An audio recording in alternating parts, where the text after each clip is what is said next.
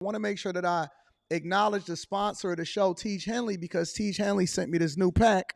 They sent me the new Tiege pack, so I just literally pulled the paper out, got it out of the mail, and I started going through it, and I got a little bit more excited than I should. You know what I'm saying? So they did send me the Tiege pack, and I don't even know what this is yet.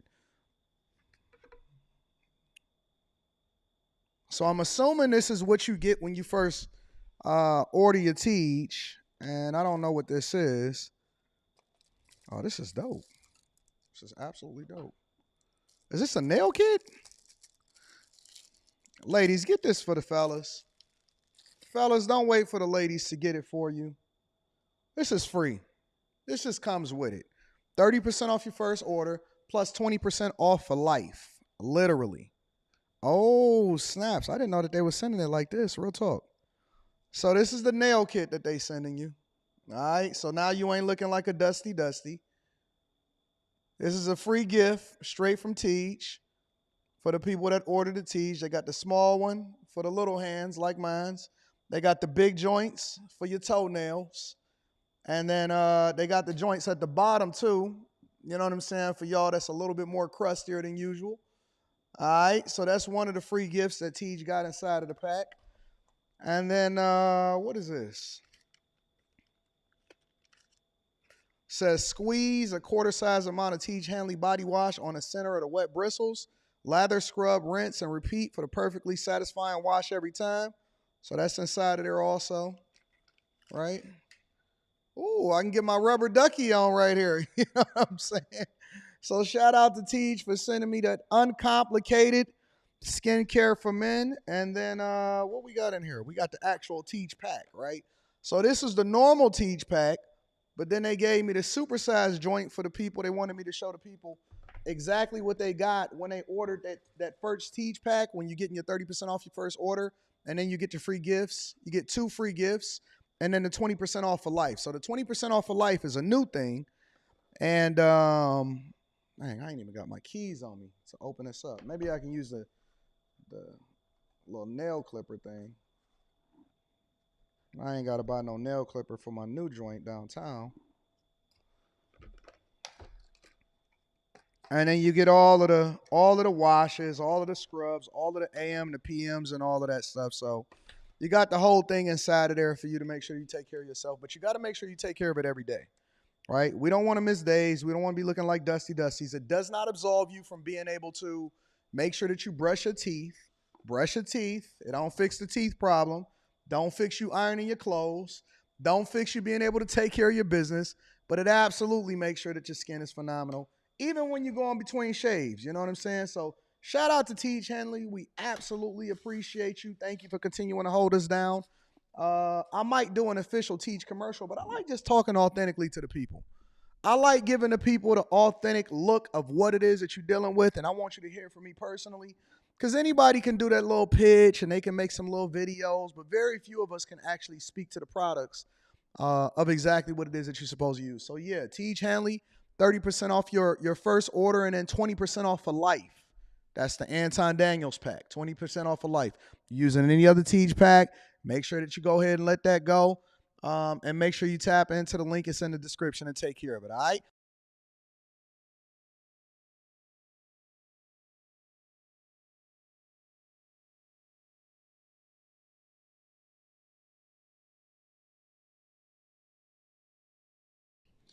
What's going on is Anton from AntonDaniels.com. I appreciate y'all for continuing to rock with me. Thank you for tuning in for another edition of the Millionaire Morning Show. I am your host, Anton Daniels. Oh man. I'm going to just tell y'all, I got a show lined up for y'all today. We going to skip the pleasantries. We not going to do quick hits. I'm just going to tell you, the majority of this show today is going to be dedicated towards breaking down highlights, reactions from both sides, both liberals and conservatives, on what was happening during this presidential debate. So we are going to skin this thing all the way across the board. Happy Friday. What up to my friends and family? It is Friday, June 28th, 2024, year of our Lord. Thank you guys for continuing to rock with me. What up to all my friends and family? I didn't get an opportunity to really be able to highlight some of the cash apps that y'all sent yesterday. So I just want to make sure that I acknowledge my people and shout out to everybody in the chat that's tuned in. Molly, shout out to Molly, says, shout out to the best content creator on the internet. Let me give a round of applause for Molly. What up, what up, what up? I also want to give a shout out to Pat Jones, says, thanks for the show. Thank you, Pat Jones. Y'all be loving on your boy. Y'all sure enough be loving on your boy. And I want to give a shout out to my dog, Mike That Dude. Shout out to Mike That Dude for supporting the platform. Also want to give a shout out to my girl Mika in the building. Can we get a round of applause for Mika?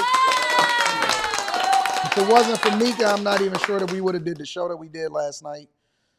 So that was awesome. Thank you, Mika, for always holding me down and being my girl, my home girl, my live streamer in crime and running it up. So shout out to y'all. Shout out to everybody that was on After Hours yesterday that participated in the live watch party. So we're going to break that down. So we're going to do everything with regard to that. And then towards the end of the show, I want to make sure that I inform y'all on the historic property taxes over in the the suburbs of Chicago. The majority of the places in Chicago, the suburbs of Chicago, they have sometimes over a 50% property tax hike. So that's going to absolutely affect y'all. I want to break that down. And then I got a content creator that's supposed to come on. So we're going to make sure that we get him on if everything goes well. As promised yesterday, he said that he wanted to come up and have a conversation with me. So I am making room for that. I did invite him. He said that he accepted it and that he would show up this morning. And so I sent the link out for that. And so we're going to make sure that we bring him up on the platform. So I got a whole set up, beautiful show for y'all today. It's Friday. Les is in the building. Les says, good morning, Slow Joe. You want a short bus if you vote for him? Man, listen. We going to get there. Y'all should have tuned in to After Hours. If y'all not subscribed to After Hours, that's a problem. Eric Harris says, I thought watching the debate was sad enough, but it gets worse. I'm not sure people are trolling or the delusion is real. America needs Jesus. I agree. Chris Hutchinson is in the building, says, is Jobby Nooner today? Who gonna be out there? I'm staying in the house. I ain't about to be in these streets.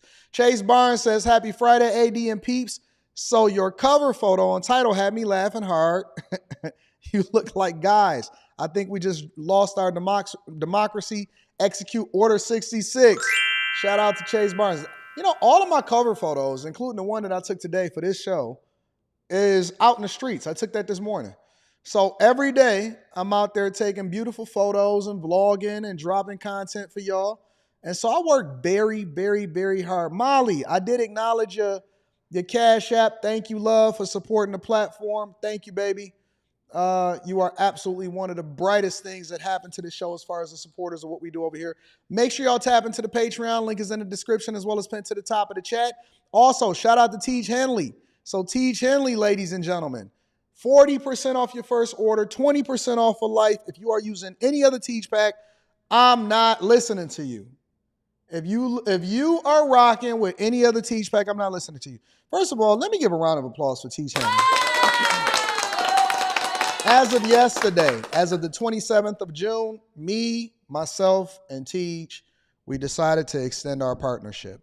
Not only is this partnership incredibly fruitful for them, but it's incredibly fruitful for us. So what you will see starting in July is you will start seeing Tiege Hanley ads ran on the Anton Daniels channel, and Tiege Hanley ads will be ran on After Hours. So shout out to Tiege Hanley for showing love and supporting the platform and holding us down and being a longtime sponsor and a longtime partner of the Millionaire Morning Show, now a sponsor of the Anton Daniels channel and the Anton Daniels Show. So that will be launching on the Anton Daniels Show, the newly created show that we have running on the Anton Daniels channel, and we'll be sponsoring After Hours. So shout out to Tiege Hanley. If y'all not rocking with Tiege Hanley, the link is in the description. It is the greatest product, the best product on earth. And we love you, Tiege. So shout out to y'all. Again, make sure y'all tap into the Patreon. Link is in the description as well as pinned to the top of the chat. We got Stock Club coming up on Tuesday. So that's absolutely going to be awesome. Snyder Clamp says, anyone saying put Newsom in doesn't know that man's history of decimating San Francisco and then California. Oh, man, we've been bringing that up. here also. That debate went just as planned. CNN trying to recoup some of the lost credibility. Trump 2024. That is a great assessment. That's probably a really, really good assessment. Also, Swagatude says, even though I'm going for Trump, I must say that neither of them really address the issues and problems I'm concerned about. If anything, people should realize they're on their own. Hashtag the chasers. Thank you for the 20 ball. I appreciate you also. Well, let's get into it. Let's talk about it. So again, we got a full show today. Hopefully our content creator shows up and we can have a conversation with him. But let's go ahead and get into it, ladies and gentlemen. So first of all, before we get into the full show, as far as breaking down the different reactions on both sides, I want to bring you guys back to the front of the gauge. And for some of y'all that were asleep last night, I want to talk about the highlights, all right? So these are some of the highlights, and I don't want to spend a whole lot of time going over this because y'all should have watched the debate yesterday. But I want to bring y'all up to speed on why people were so disappointed in Joe Biden's performance in the first place. Take a look. Now, please welcome the 46th.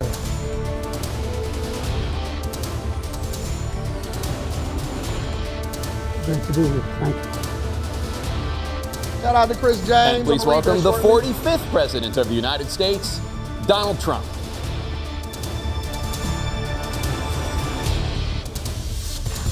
President Trump, we will get to immigration later in this block. President Biden, I want to give you an opportunity to respond to this question about the national debt. He had the largest national debt of any president in a 4-year period, number one. Number two, that $2 trillion tax cut benefited the very wealthy. What I'm going to do is fix the tax system. For example, we have 1,000 billionaires in America. And what's happening? They're in a situation where they, in fact, pay 8.2% in taxes. If they just paid 24%, 25%, either one of those numbers, they'd raise $500 billion, I should say, in a 10-year period. We'd be able to wipe out his debt. We'd be able to help make sure that all those things we need to do, child care, elder care, making sure that we continue to strengthen our healthcare system, making sure that we're able to make every single solitary person eligible for what I've been able to do with the COVID. With dealing with everything we have to do with. Look. Listen. Watching this live was insane. Watching this live was one of the most insane things that I have ever seen in my entire life. To see Trump look over at homie and do one of these, to know that this dude was completely incoherent and that he couldn't put together a full sentence, that he looked down and he had to keep on referencing his notes and he didn't even know how to talk and speak properly. It was honestly, this was practically elder abuse. To put this man up there, I know the administration, the Democratic Party, I know the Democratic National Convention is happening over in Chicago shortly. Forget the talking points. Forget the talking points. Before we even get into whether or not it was true or is not true or what our opinion of this whole thing is, forget the talking points. This was literally the very beginning of the debate. This was the beginning of the debate. Dog, if this is not the screenshot right here, Trump looking at him to try to understand whether or not he got all of his faculties. And then it's funny, later on in the debate, Joe was trying to convince us, we won't talk about it in a minute, Joe was trying to convince us that he can play a full 18 rounds or that he can hit the ball 50 yards, hit a golf ball 50 yards up. I said, bullshit. No way. No way in hell. This was insane. Let me replay this for y'all really quickly. Hold on. It was just a whole lot of incoherent statements. Able to make every single solitary person eligible for what I've been able to do with the with the COVID. With dealing with everything we have to do with. Look, if we finally beat Medicare. Thank you, President Biden. President Trump.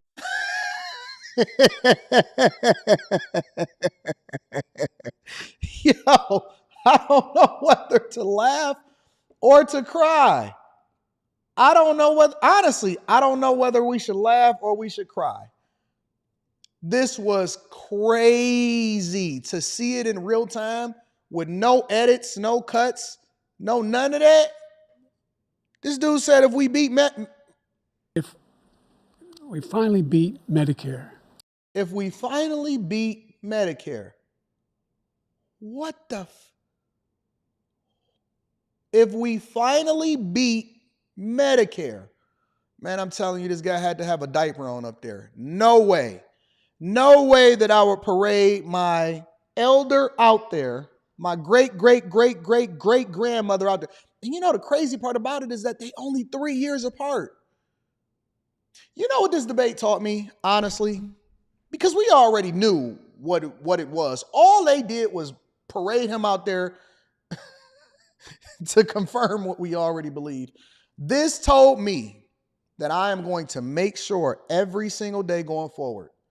Look, my take is going to be different because I know that this is the Millionaire Morning Show.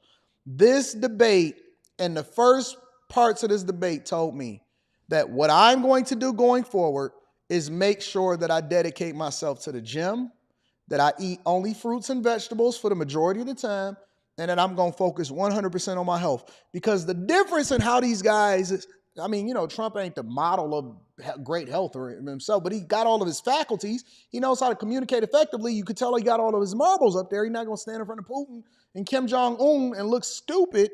This told me that I have to make sure at 42 years old that I don't act like Joe when I become his age. This is pure elder abuse.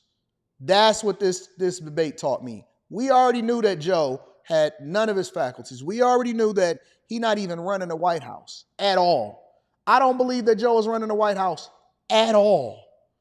It is handlers. It is other people. He is a sock puppet. And this dude is literally the Manchurian candidate.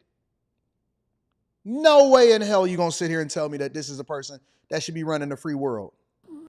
dealing with the with the COVID. And no, I'm not paying 24% of my income. 24%? 24%? Are you crazy? Excuse me, with dealing with everything we have to do with, look, if... That's insane. This is insane.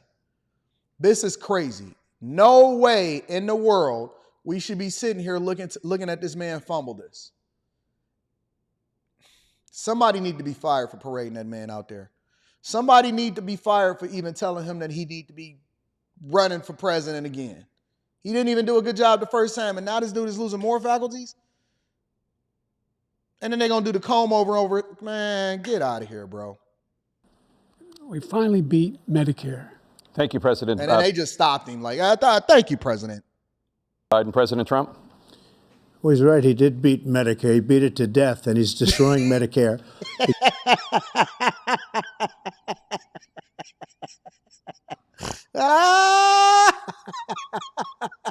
No mercy.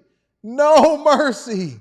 Because all of these people are coming in. They're putting them on Medicare. They're putting them on Social Security. They're going to destroy Social Security. This man is going to single-handedly destroy Social Security. These millions and millions of people coming in, they're trying to put them on Social Security. He will wipe out Social Security. He will wipe out Medicare. Look at Joe. So he was right in the way he finished that sentence. And it's a shame. What's happened to our country in the last 4 years is... Who's there? Is anybody home? Is anybody home? Look at Joe. Look at Joe while Trump is talking. Social Security. He will wipe out Medicare. Joe. So he was right in the way he finished that sentence. And it's a shame. This dude is having a hard time breathing. He's breathing with his mouth open, and his chest is going up and down. Look, the internet is forever. And when you start to break this down, it really starts to show. He's breathing through his mouth, not through his nose. He's breathing through his mouth. He's not there. He's trying to gather himself. Somebody activate the button, hit the reset button, turn him back on, y'all. Look at his breathing. Security. He will wipe out Medicare. So he was right in the way he finished that sentence. And it's a shame. What's happened to our country in the last 4 years is not to be believed. Foreign countries, I'm friends with a lot of people, they cannot believe what happened to the United States of America. We're no longer respected. They don't like us. We give them everything they want, and they think we're stupid. They think we're very stupid people. What we're doing for other countries, and they do nothing for us. What this man has done is absolutely criminal. And you know what? The problem for me, one of the biggest things that I was looking for in this debate is for an answer for why all of these immigrants, these illegal immigrants that's coming into this country that is running over the borders, why are they on Medicare? Why are they getting health care coverage? Why are they getting checks, free checks? Why are they getting luxury hotels and housing?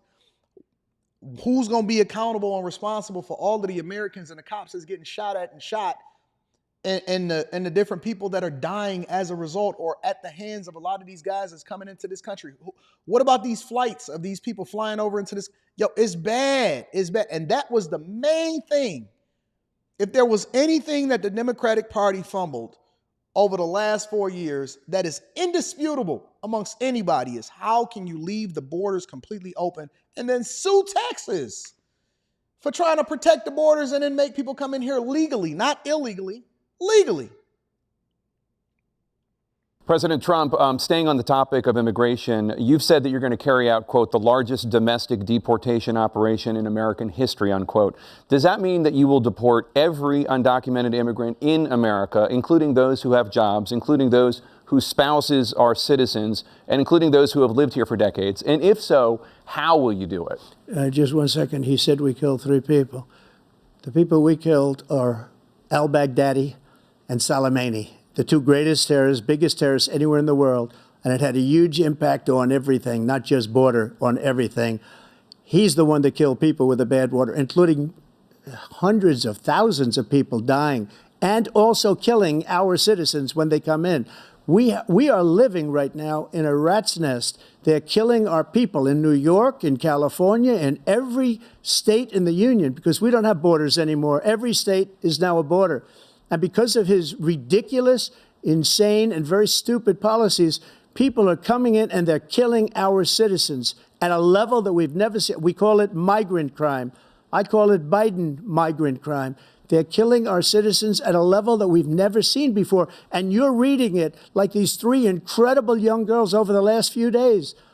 One of them, I just spoke to the mother, and they just had the funeral for this girl, 12 years old. This is horrible what's taken place. What's taken place in our country, we're literally an uncivilized country now.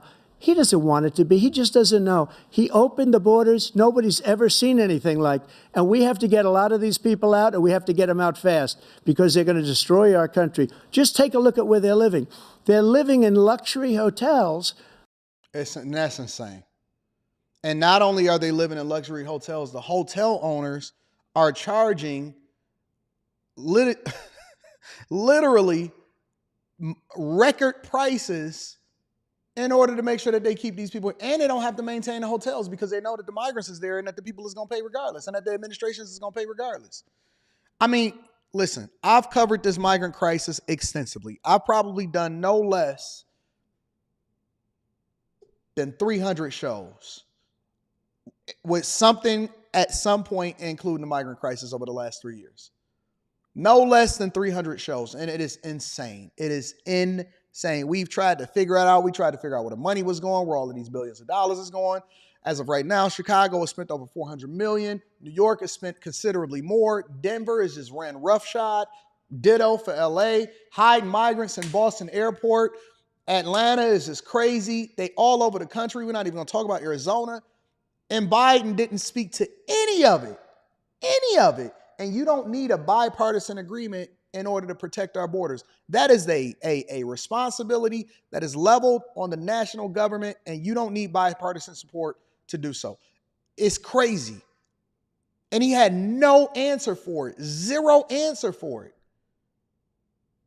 Amidst record inflation, Oakland is collapsing. California has a record deficit. A record deficit, what, like a $65 billion deficit? They had to pull $12 billion out of the rainy day fund, and there's still no relief in sight whatsoever. Jesus Christ. In New York City and other places, our veterans are on the street. They're dying because he doesn't care about our veterans. He doesn't care. He doesn't like the military at all, and he doesn't care about our veterans. Nobody been worse. I had the highest approval rating for veterans taking care of the VA. He has the worst. He's gotten rid of all the things that I approved, choice that I got through Congress, all of the different things I approved, they abandoned. We had by far the highest, and now it's down in less than half because he's done all these great things that we did. And I think he did it just because I approved it, which is crazy. But he has killed so many people at our border. And let me also add this in there. One thing that we don't talk about is Obama was literally called the deporter in chief. Obama, with Joe Biden as his vice president, deported more migrants, illegal immigration. ICE was out there rolling than any president before him. Obama, to his credit, because Obama don't get some of the credit that he deserves. I don't like him as a president or what it was that he, especially his second term in particular. Obama was called the deporter in chief. He deported more migrants. He was the one that was getting all of the flack for having them in cages and all of this stuff. He deported more migrants than any president before him. He was tough on immigration into this country, and that is a fact. And then Trump just basically continued it, except for they wanted to prevent him from doing the same thing that Obama was doing, except for Trump wanted to make sure that the borders was even more secure and give more funding to Homeland Security and the Border Patrol, instead of us giving it all over into these migrants. And Biden had no answer, and I'm not even sure that he could answer. I'm not even sure that he could answer because he wasn't even fully there. By Thank you, allowing President Trump. all of these people to come in. President and it's Biden, a very sad day in America. President Biden, you have the mic. Every single thing he said is a lie. Every single one. For example, veterans are a hell of a lot better off since I passed the PACT Act. 1 million of them now have insurance, and their families have it. Their families have it because what happened, whether it was Agent Orange or burn pits, they're all being covered now. And he opposed, his group opposed that. We're also in a situation where we have great respect for veterans. My son. You see how he completely avoided the question about illegal immigrants, but he wanted to continue to focus on veterans? And that's a classic strategy. He was taught that in debate class, where you don't address the issue, you pick one thing that the person said and you hammer home on that. I spent a year in Iraq, living right next to one of those burn pits, came back with stage 4 glioblastoma. What? I was recently in France for D-Day, and I spoke all about those heroes that died. I went to the World War II cemetery, World War I cemetery he refused to go to.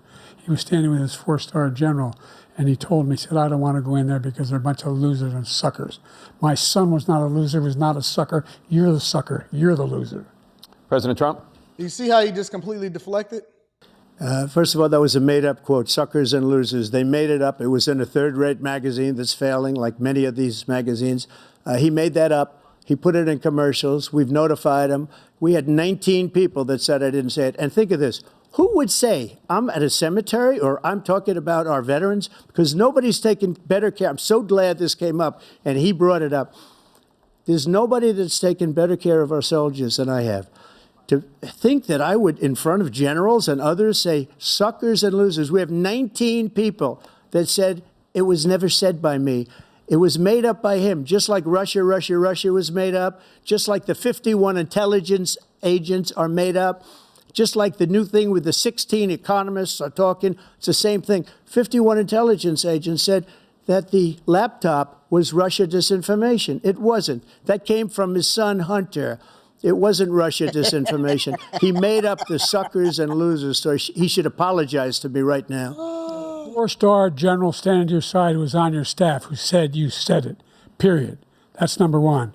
And number two, the idea that I have to apologize to you for anything along the lines. We've done more for veterans than any president has in American history. And they now are in their family. The only sacred obligation we have as a country is to care for our veterans when they come home and their families and equip them when they go to war. That's what we're doing. That's what the VA is doing now. They're doing more for veterans than ever. I want to begin with Russia's war against Ukraine, which is now in its 3rd year.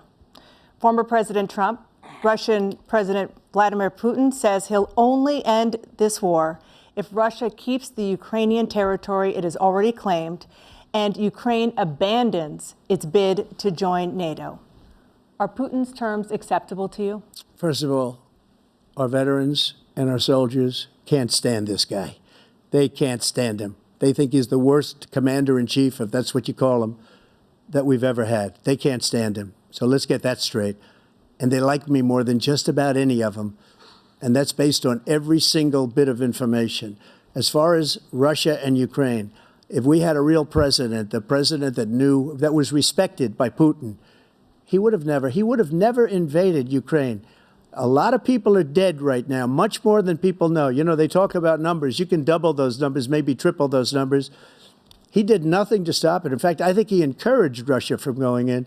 I'll tell you what happened. He was so bad with Afghanistan. It was such a horrible embarrassment, most embarrassing moment in the history of our country, that when Putin watched that and he saw the incompetence, that he should have fired those generals, like I fired the one that you mentioned, and so he's got no love lost, but he should have fired those generals. No general got fired for the most embarrassing moment in the history of our country, Afghanistan, where we left billions of dollars of equipment behind. We lost 13 beautiful soldiers, and 38 soldiers were obliterated. And by the way, we left people behind, too. We left American citizens behind. When Putin saw that, he said, you know what? I think we're going to go in and maybe take this was his dream. I talked to him about it, his dream. The difference is he never would have invaded Ukraine, never. Just like Israel would have never been invaded in a million years by Hamas. You know why? Because Iran was broke with me. I will say this, and y'all can go and watch the rest of the debate. The full debate is available, or you can go and watch it on a watch party with after hours and stuff like this. I will say this. The one thing that we do have definitively, above all, whether you agree with Joe, which is very hard to agree with Joe because Joe wasn't even really there. I'm not even sure who was there, but it wasn't Joe. Whether you agree with Joe or you rocking out with Trump, the one thing that we can say definitively is two things that I take away from this. One, we started no new wars. It was no new wars in 2016, 17, 18, or 19. There were no new wars in 2016, 17, 18, and 19. We was actually bringing troops home. That's a fact. Second thing that we can definitively say is that y'all can look at the experience from 2016 to 2020 and 2020 to 2024. We have sample sizes. We don't even have to go off of whether he said, she said, what your experience is. Were you better under Trump or were you better under Biden? Were you better under Trump?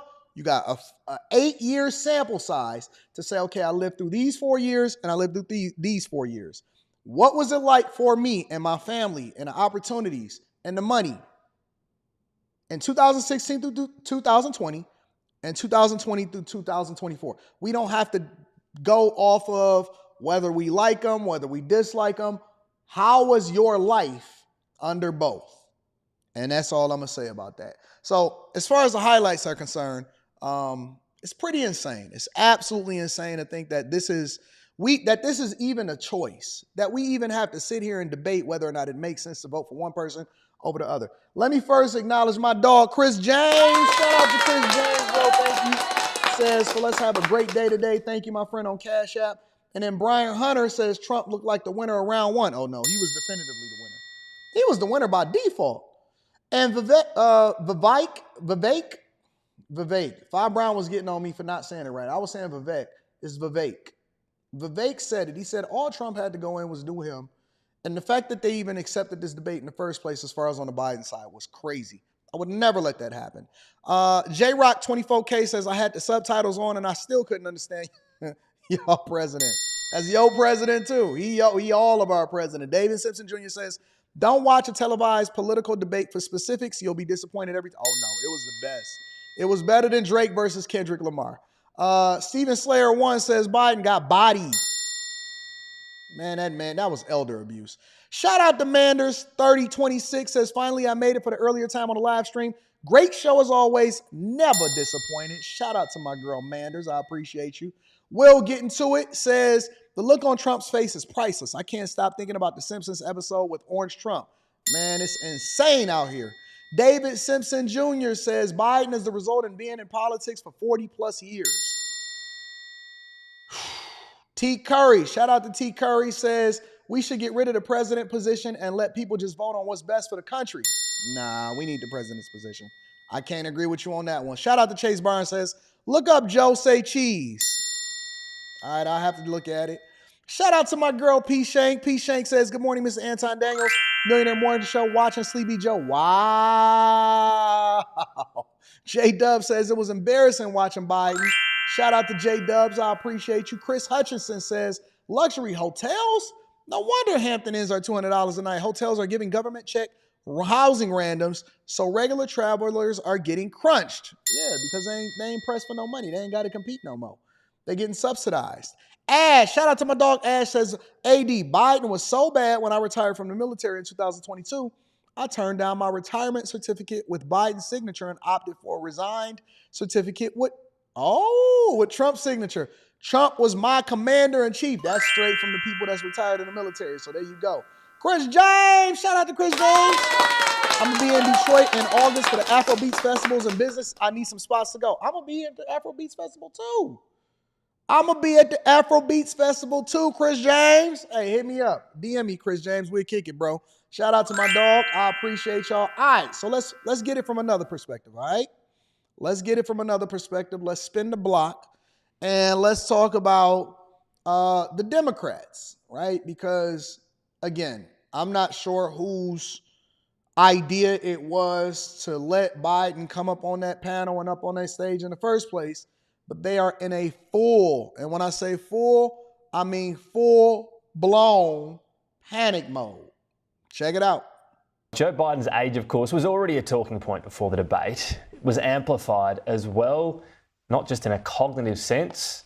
Plenty of discussion online about this footage of the First Lady, Jill Biden, helping her 81-year-old. He can't even walk down the stairs, y'all. He can't walk down the stairs. How he gonna swing a golf club? This man can't walk down this. He's being helped down by his handlers and his wife. Jill Biden is a hospital. Bend his knees. Two CNN moderators after that. So I'm sure that'll be images played as well. Let's get more reaction. CNN reporter Julia Benbrook has been good enough to join us live. Julia, thank you very much for your time. I know it's late over there. First of all, how are people, the voters, reacting to tonight's debate performance?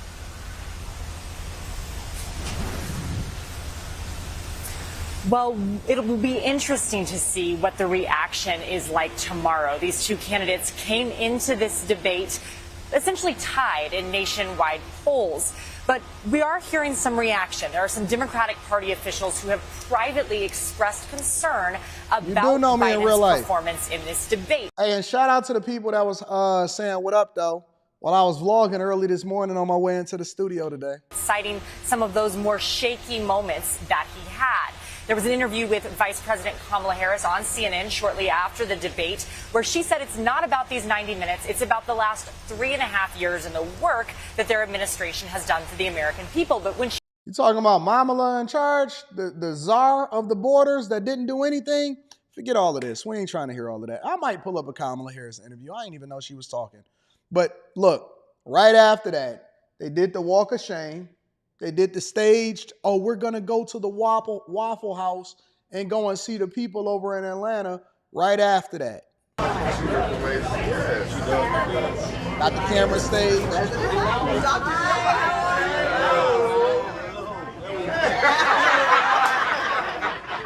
at this guy. You spent too much time in the gym. I gotta go. Yeah, this way first. That's true.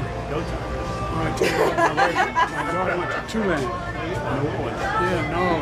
That's why she come home with some Cajun boy talking funny at her.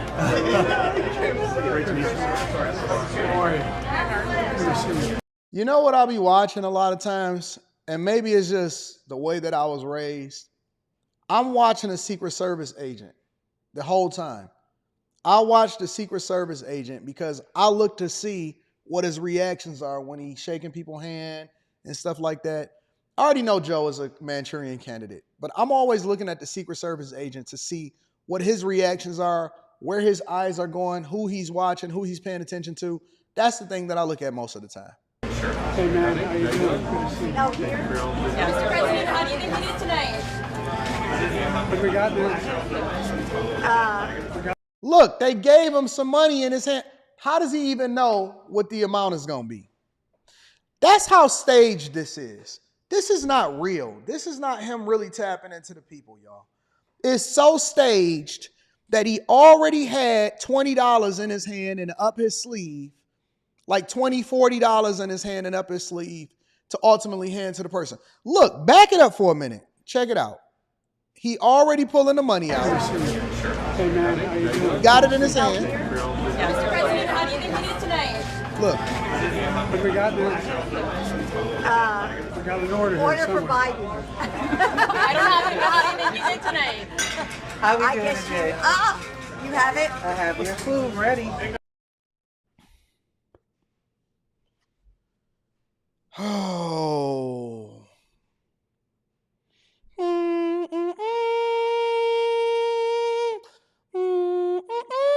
Yo, this is insane, bro.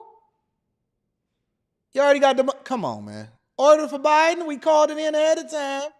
At the Waffle House. Stop, family. And we've all been to the Waffle House. That walk of shame at the Waffle House right after you just had a rough night. That's what I look at this as. This is symbolism. This is symbolism for having a rough night. I've had some very dark nights. Well, here, it's not the Waffle House here in Detroit. We go to the Coney Island. So usually if you have a rough night, let's say something happened at home, or maybe you got involved with the wrong chick and it didn't go as planned, or maybe you was at the casino and the bank ain't open for you to get no more money out, and so you got to take that long drive down the Lodge Freeway. You got to make a stop at the Coney Island or the Waffle House. This is what we call the walk of shame. The walk of shame. Nobody has ever ordered ahead, Keisha.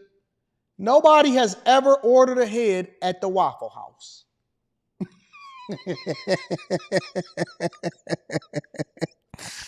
Oh! Thanks, Tiffany. Hey, you welcome. Wow. Trade off. $40 tip. Thank you.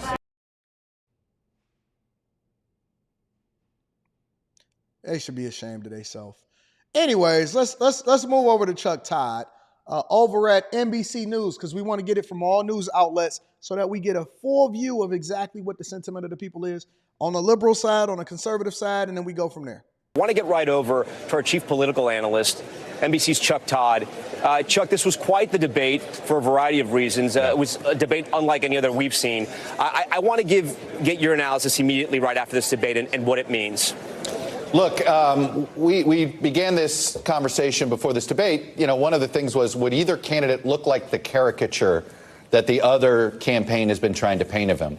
And at the end of the day, Joe Biden looks like the caricature that conservative media has been painting. And there were no clips tonight, right? This was, you saw it before your eyes. Look, I don't want to just tell you what I think here, Tom. I've been talking to a lot of leaders in the Democratic Party, electeds, coalition leaders. There's a full-on panic about this performance. Not like, oh, this is recoverable. It is more of a, okay, he's got to step aside. There's a lot of that chatter. This is about as bad of a performance in order to that Biden could have delivered if his goal was to try to sort of calm the waters among Democrats. I mean, look, there was a poll just out earlier this week that showed, you know, a lot of Democrats, it's not just elected Democrats, rank and file Democrats, are both supportive of Biden but think he should not be seeking a second term. I have a feeling we're going to see more polling on this, and we're going to see that number even higher. But the panic level, particularly among elected Democrats who have to share the ballot with him, there's a full-on panic tonight. Maybe they'll get calmed down in the morning, but there's going to be there's a lot of chatter among donors tonight, a lot of chatter among major elected leaders tonight. Again, if the Biden campaign needs, they have a lot of calming calls that they're going to have to start making, or they may see this get momentum publicly, and I don't know if they can stop that. It's a steamroll right now. Sarah H. asked a really great question inside of the chat. She said, can the Democrats bring on a new candidate? That's the thing that I'm wondering. Because listen, if I'm the Trump administration, if I'm the Trump campaign advisor, if I'm the person that's on Trump's side, I'm salivating. I was looking at this debate as the best thing that could have ever happened. If there was ever a better opportunity for Trump to be able to sway voters' minds or capitalize off of what was going on. I had my homeboy here yesterday, and he was doing a Fox News interview yesterday. And so he came to the studio in order to be able to use our cameras and our microphones and stuff like that. And so shout out to my dog Lance. If there was ever a opportunity, a chess move, to move another piece off the board in order to knock off the king, this last night was it. I mean, Trump, it didn't matter whether CNN hosted it. It didn't matter if they muted mics. And I think that CNN did a great job. And so I'm going to talk about that in a minute because I got to be honest about it. If there was any better of a move that worked in the Republicans' favor, it happened last night. Because when you start talking about just a few months up to the election in November in 2024, what is this, June? Might as well say July, August, September, October, November. 4 months away from voting, and you're talking about, is it possible for us to bring in another candidate? When the Democratic National Convention and the Republicans already have their candidate 4 months away from voting, and people are questioning whether or not they need to be getting somebody else in office so that they can revise the ballots to have somebody else on there, and you don't have a clue who would be able to be on there in order to run. There was never a better opportunity for the Trump administration or the Trump campaign to be able to capitalize off of this, and they did it beautifully. I mean, this was really an art of war move. There has never been a better art of war move than this right here, right now. They should just concede. It should just be over. 100%, it should just be over. All of the moves that they set forth prior to this, all of the lawsuits and the Stormy Daniels and the 91 charges in Georgia and distracting and keeping them in New York so that he couldn't campaign, this upended everything. It just upended everything. Whatever it was that they was trying to do, it's over, bro. Well, Chuck, and I want to ask you about that because if you open up any news website right now and you see the headlines are exactly what you're talking about tonight. Yep. So if you're a Democratic voter, if you're somebody who's going to vote for this party, and now you're confused because you hear your party leaders are concerned as well, walk our viewers through what potentially could or could not happen. I mean, is he going to run no matter what? Is this conversation too early to have? And is there a process in place where Democrats can get together? And if he's not their guy, is there enough time to find somebody else? Well, look, I mean, this was always one of the interesting timing of this debate was always that, oh, this is intriguing. The Biden campaign wants a debate before you pass the last exit for gas, meaning before the Democratic convention. If Joe Biden decides he does not want to seek this nomination, he can release all his delegates. And then it basically becomes an open convention. And we haven't had a real open convention really since 1952. So, and that becomes a whole, you probably have the vice president. You might have a couple of governors. You might have the home state governor in Illinois, who's the host of the convention, wanting to follow in the footsteps of an Illinois governor in 1952, who was able to gather that nomination in Adlai Stevenson when the convention decided to hand it to him. But it all begins with Joe Biden would have to agree to do this. And you don't walk away from these things. They're going to. I don't see no candidates. Ash, you said potential replacements will be Gavin Newsom. California's in shambles. That would be the worst thing that you can do is nominate Gavin Newsom as the presidential candidate. Hillary Clinton? Man, ain't nobody rocking with Hillary. I don't see nobody. Who you gonna do? Michelle Obama? Kamala Harris? Listen, Trump is beating these people by himself. He ain't even nominated a vice presidential running mate. It's bad. It's just bad out here in these streets. Real talk. It's very, very bad, Ash. I can't think of anything that's worse than what's happening right now today. I've never seen this I'm glad I'm living to witness this. I've never seen this before in my lifetime. Greg Charlie says they changed the debate format to benefit Biden, and he still lost. It was his to lose. Snyder Clamp says the pandering is effing nauseating. Who do they think is buying that Shout out to Snyder Clamp. I appreciate you. Self-Made Forever says, AD, I'll be listening to T Grizzly Coney Island mixtape when I'm working out at the gym. What exactly is a Coney Island restaurant or a street? No, Coney Island is not a street. Coney Island is like, it's like the restaurants, right? It's not a restaurant, but it's like you go and you get Coney dogs with the mustard and the onions, and then you can go and get a late night cheese sticks and the cheeseburger deluxe with the bacon on it, extra crispy, well done, no pink, chili cheese fries. It's just like the late night spots. You know what I'm saying? It's like a Waffle House, except for better, but it tastes way better, but it may be in the hood. You know what I'm saying? Don't go, if you come to Detroit, don't go to the National Coney Islands, but I also would tell y'all to maybe stay out of the hood Coney Islands. I like Capital Coney Island. I like Sherwood Noni, over on Livernois, over on the Avenue of Fashion, but it's like a Waffle House, except for it's Coney Islands. We don't have Waffle Houses here. We got Coney Islands. You know what I'm saying? So don't go to National. Don't go to any of the downtown ones or whatever. Go to the real Coney Islands that's in the hoods. Just be careful at what time you go, because it might get a little dicey if you decide to get the real Coney experience. Civlap says, Joe is just tired. Time to call it a day and ride off into the Sunday. Man, he should be relaxing. Ain't no way in the world he should be living like this. Tony says, I've ordered ahead of time for years at Waffle House. I'm a trucker and I use their website. Oh, okay, that's what's up. Shout out to the truckers out there. Shout out to all of my truckers watching us. Whole King D says, I'm honestly lost of how he made it this far.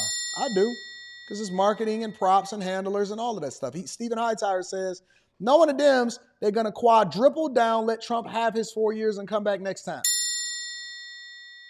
A.R. Smitty says, shout out to the Hollywood Coney on Grand River. Shout out to Hollywood Coney on Grand River. Shout out to all of the Coney Islands down here in Detroit. Detroit. Shout out to the Coney Islands, and shout out to Nikki D's. Shout out to all of these places, all right? All right, y'all. Let's pivot. Let's go over to CNN. We got to be objective. We got to let the people say what they're going to say. And so I want to see what CNN got to say about this whole thing, including Van Lathan. And I'm not even a Van Lathan fan, but I got to look at what everybody's sentiment is about this debate performance. Let me say this before we even get into it, all right? CNN did an excellent job. Let me give a round of applause for CNN. I don't usually give a round of applause for the ops, because I think that CNN is a very, very, very liberal site. And I was skeptical. I think that we all were skeptical. Most of us were skeptical about the upcoming debate format as far as muting microphones and extending time and a certain type of questions. But I will say, I have to be absolutely honest. We got to be objective. We got to give credit where credit is due. Thank y'all. I'm going to continue to read the super chats throughout the show. We got to give credit where credit is due. CNN did a phenomenal job. And I think that they should probably keep the same debate format in the future. And I wouldn't mind CNN, if they're doing it this way, to continue to host it the entire time. CNN did an excellent job on this debate.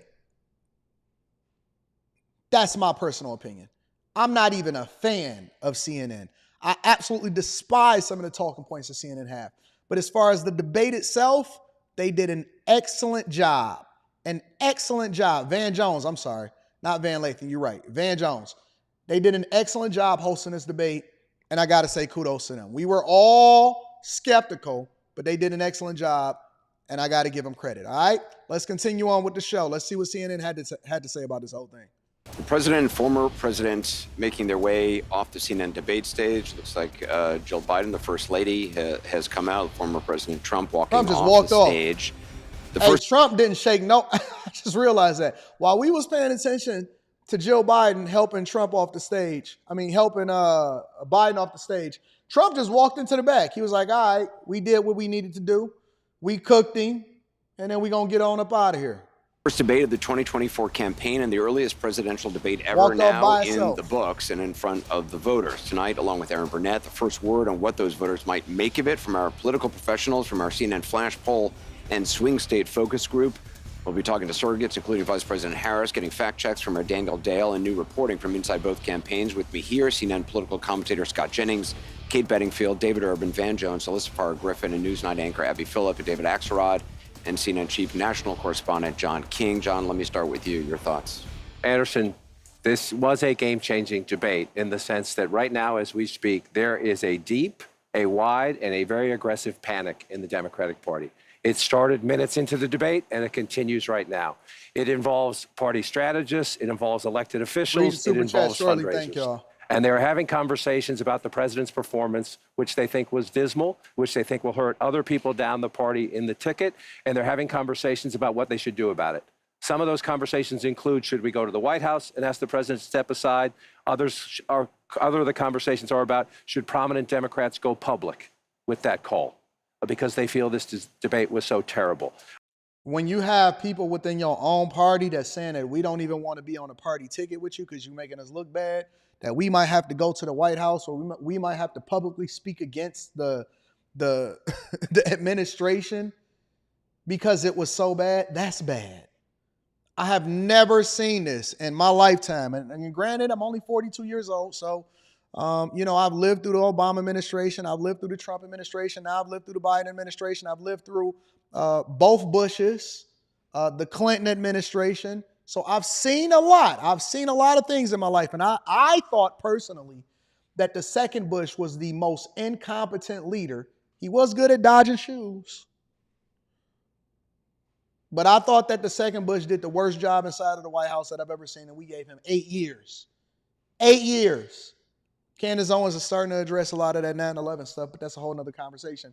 But I've never seen somebody this incompetent on a debate stage in my entire life. This was a disaster.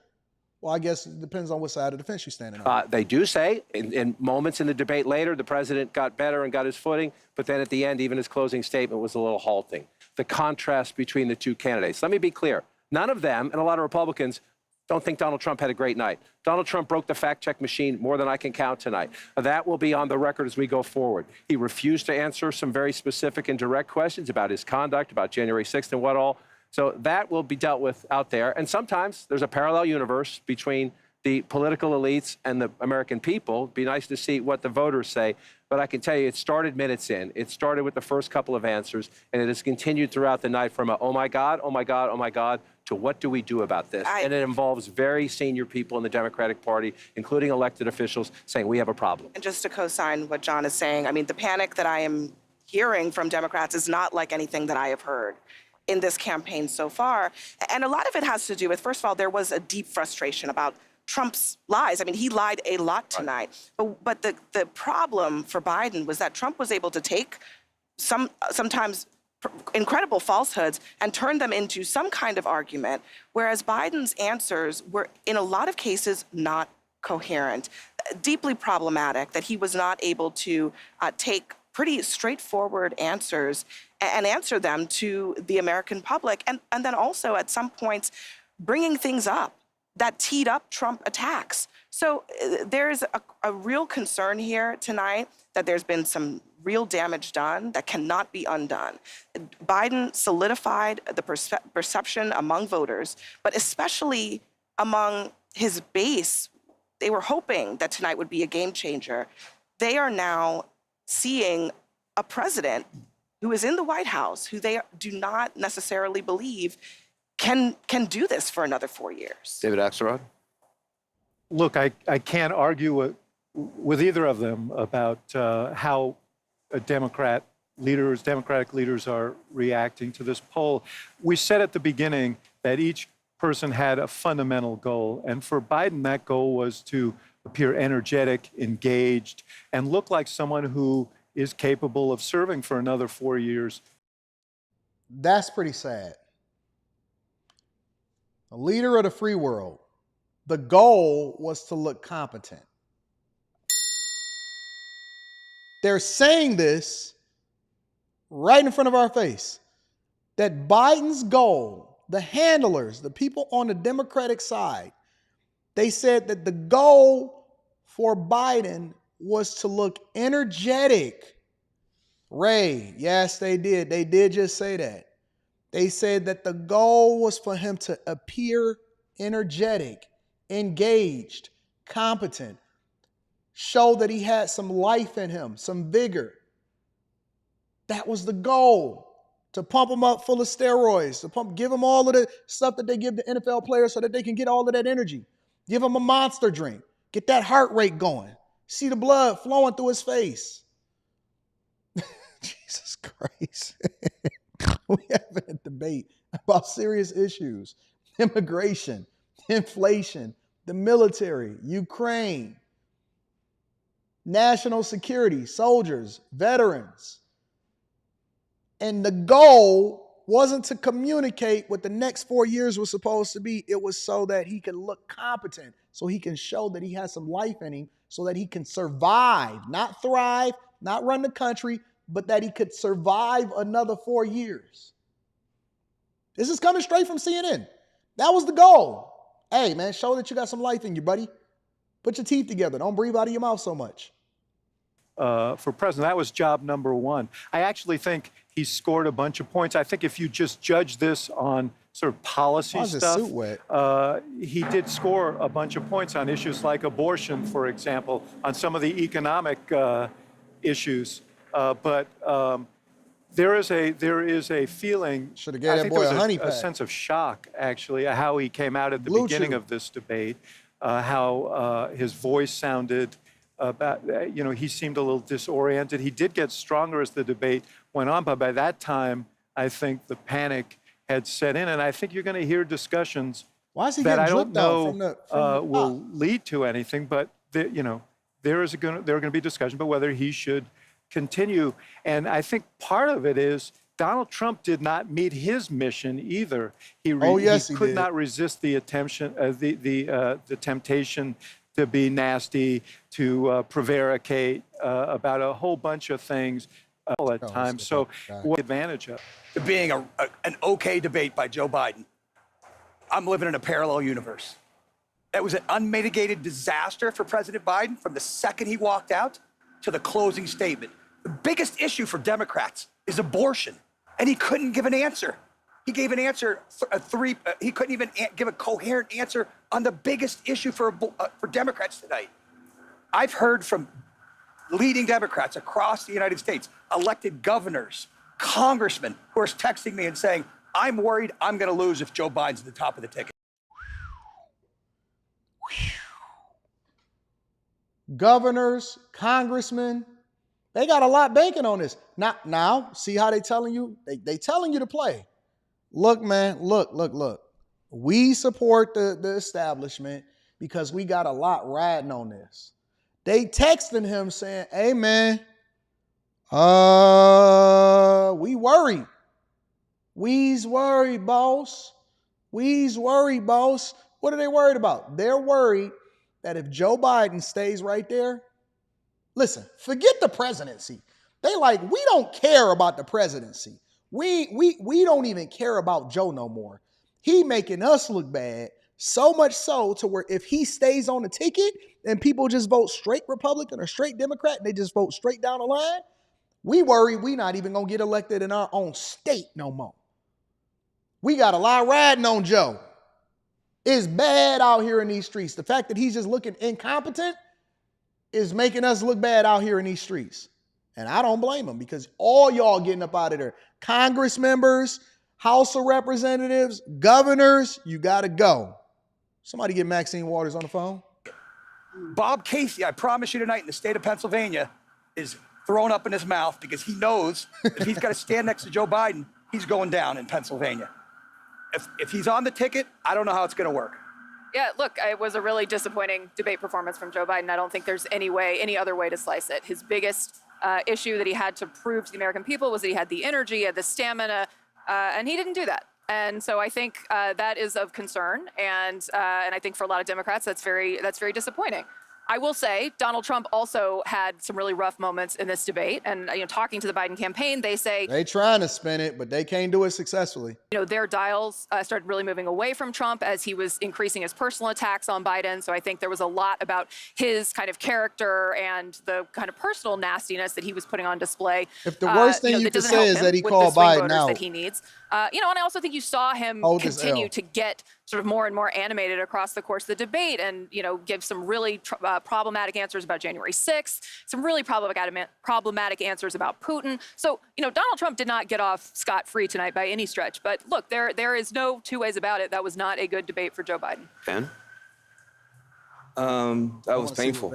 I love Joe Biden. I work for Joe Biden. He didn't do well at all. He did not do well at all. And he looked, I'll give you the analysis, you kind of have the old man versus the con man. I can walk you through how I'm supposed to see it and say it, but I just want to speak from my heart. I love that guy. That's a good man. He loves his country. He's doing the best that he can. But he had a test to meet tonight to restore confidence of the country and of the base, and he failed to do that.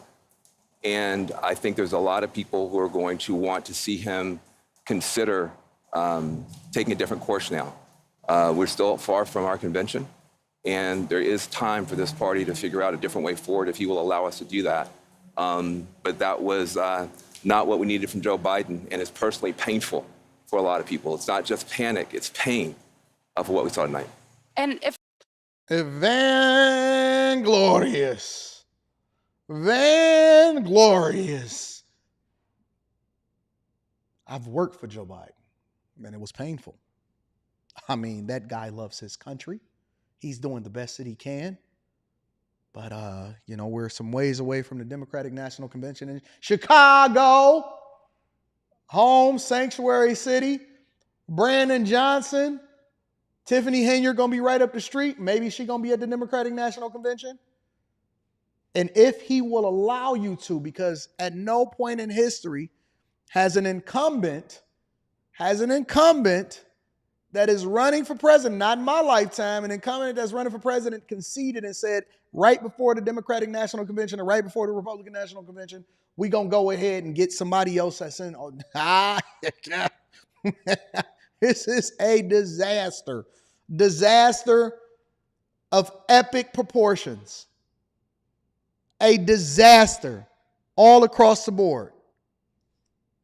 If I may just add to that, I think Joe Biden lost in the first 3 minutes. I think a lot of voters probably tuned out, and millions of people are having conversations with their families, with their friends, of if the president is up to the task and if he should step aside. And I'm someone who believes the former president is a threat to democracy. I think he is a threat to the America as we know it. He wants to fundamentally change our institutions. He has laid out what his plan is. I am not confident that that is the man to take him on. You cannot tell me democracy is on the line and then give that performance tonight. If, based on that, in 18 weeks, Donald Trump will be the president-elect. The people doing focus groups tonight, and we'll see if 18 weeks, style y'all. group with Laura Coates confirms this. 18 and Biden actually weeks. scores pretty well on the issues when he's talking about the substance. And Trump's numbers went down both because he was ducking questions, he was lying about some things, and he was refusing to answer. And some of it was the tone. They don't like it. So when you see that, when you see sort of the statistics, you're going to look at like, oh, that's a mixed bag. But to Vance's point about the president's performance, that's what caused the panic. So the question is, and my question actually is, what happens? Because it's a great political strength of Joe Biden is his resilience and his stubbornness. It's also sometimes a blind spot because he is so stubborn. It's going to be very hard to someone, and I don't know who it is, who could go to Joe Biden and say, you need to do this, number one. And the question is, again, like, I'm just telling you, to Abby's point, I've been doing this for 30-something years, going on 40 years, and I have never, ever had what happened on this thing tonight happen in the middle of a debate. It started early, and it continued. And to Van's point, Van made a very important point. These are people who love Joe Biden, who credit Joe Biden for kicking Donald Trump out of the White House. They're Democrats. The Democratic Party is a very diverse party. It fights about a lot of things. It has generational issues. It's had regional issues and everything else. The thing that unites the Democratic Party is trying to keep Donald Trump from getting back into the White House. They love Joe Biden for kicking him out. They don't want him back. They came into this debate nervous that Biden was in a weak position. They leave this debate panicked. John, if you love the guy, how could you put him out there? That's if you love him, if you love Joe Biden, if that was my father, you don't put a guy in that situation. It's a great point. These guys know this better. These guys know this better because they talk to them. There's this legacy in the Democratic Party. You don't challenge the incumbent because when it's happened in the past, they haven't beaten the incumbent, and then the incumbent has lost the general election. It was actually Donald Trump that helped make Joe Biden the nominee because there was a feeling that if there were a primary, that would weaken, that Biden would probably win, but it would weaken him in a general election. And so there were people who could have run and didn't run because the history of that is bad. The point is now he is the nominee of the Democratic Party. This isn't the 60s, okay? Voters choose the nominee. He is the nominee. Only he can decide whether he's going to continue. And as you point out, and as Kate knows very well, this is a guy with a lot of pride and who believes in himself. And the idea that he's going to say, you know what, I had a bad debate. I think I'm going to walk away from this. I find it hard to believe. No, we there. We gonna see that. Let me get Van's face up on here one more time. Hold on, where Van at? I want to see what Van's face is one more time. Where you at, Van?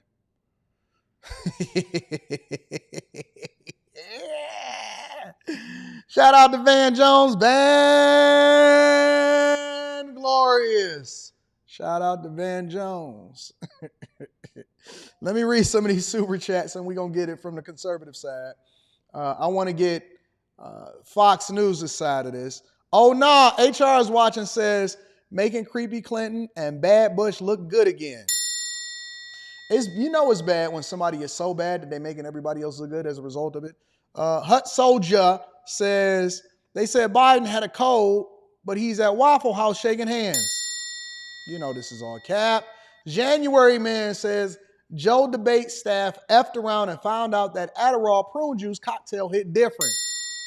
They just need to let Joe go ahead and sit in a nursing home, relax. Go ahead and build him a presidential library and have him take some time off. Shout out to my dog, Van Russell. I think what we all saw last night was a ritual human sacrifice. The Dems are taking Biden off the board before Ohio ballot. Also, no way Trump wastes Vivek as VP. He will either be chief of staff or in charge of Trump's number one biggest priority issues. That is a good point that you make right there. We need to have that conversation. Resurrect says MAGA is the highest order of Satan. You got these old school dudes still holding on. Oh, please. They still holding on. Y'all going down, down, down. Red team going down. Down, down, down. We got the red team going down. Oh, yes, you going down, down, down, down, down, down. Red team going down. Yes, you are. You are going down. Y'all time is up. OGs, all of y'all that's out here wearing these jean shorts. Let me say this right now. If you wear jean shorts that come below the knee, you going down. If you wear jean shorts that come below the knee and white socks and black Air Force Ones, you're going down, buddy. Down, down, down. Yes, you are. If you won't shave your head when your hair is thinning, and you got a donut that go like this and it's graying out, and you got the gray beard, you're going down, buddy. Yes, you are. If you are one of those guys that said happy wife, happy life, and then you taught your sons to do that, and now they dancing on the White House lawn in a dress, you going down, buddy. Yes, you are. Yes. If you are one of those dudes back in the day whose wives took your whole paycheck and gave you an allowance, you're going down, buddy. Yes, you are. Yes. Yes. I predict every last one of y'all that wear, what do you call that Eric Burnett, them earthy dudes? Oh, man. I forgot what the name of the outfit is. If you walking around matching your wife, you're going down, buddy. You're going down. Absolutely. 100%. Yes, your time is up. It's over. It's over. It's over.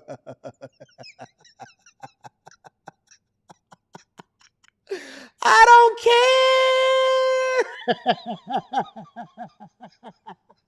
I don't care. We are an independent source over here, and so we just lean into our greatness. We don't care. You going down, buddy. Oh, I know what it is. If you wear a linen suit, if you walk around with linen suits, open-toe sandals, and no socks, you going down, buddy.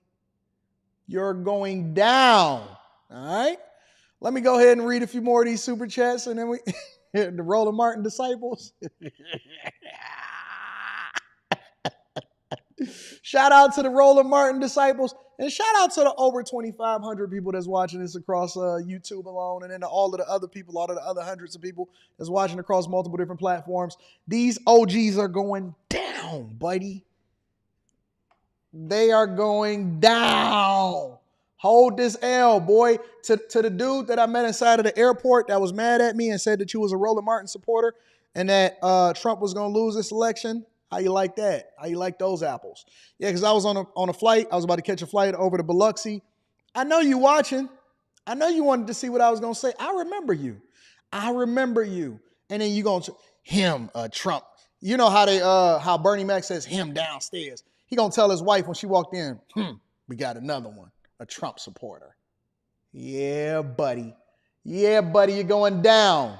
You, Cam, Joe, Van, all of y'all are going down, buddy. Yes, you are. Have a nice life. Ride off into the sunset. Shout out to my dog, Alboa Sinema. I appreciate you, big dog. Thank you for supporting me over there in a different country. Fi Brown says, yo, AD, Trump bodied it, but imagine if that was Vivek up there debating Biden. It would have been 10 times worse. I don't think they would have put him in front of him. Alboa says, as resident of Kenya, where the youth are protesting their bad choice in president, you are now at our level in choosing brain dead presidents. No. Nobody can ever be as bad as it over there in Kenya. No, not Kenya. Tom says, FGB plus Hunter till publicly visit Hunter's DTR Navy. I'm not really sure what that meant, but okay, I got y'all. All boys schools 2024, no more baby mama classrooms. I agree with that. Libra Justice says Ronald Reagan had mental decline as well during his second term. J Dubs is in the building. J Dubs says they said Biden was doing his Weekend at Bernie's impression. Oh man, it was bad out there. Spencer Campbell, shout out to Spencer, said, did you see Biden's wife helping him off stage? Yes, I did. Now, you know I was watching Jill helping him off stage and usher him into the Waffle House. JRCPA 2011 says Biden in the bind, Nate. He in the bind, Nate. Christopher Simmons is in the building. Christopher says, translation, we know people will look at the Dems like we are crazy to still vote for Joe Biden, but we have to take that L to save democracy and not allow Trump to be president again. Shout out to Wade Talk, says Gavin Newsom, gonna take Biden's spot.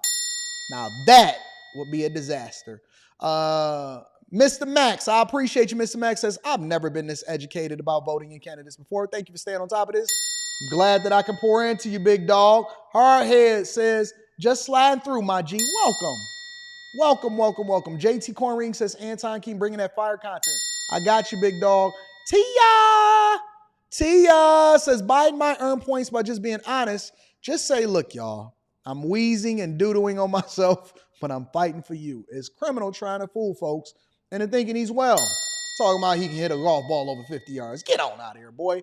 Tonia's busy says, I think the deep state want Dems to lose. With more war seeming imminent, maybe it's a chess move. Think so?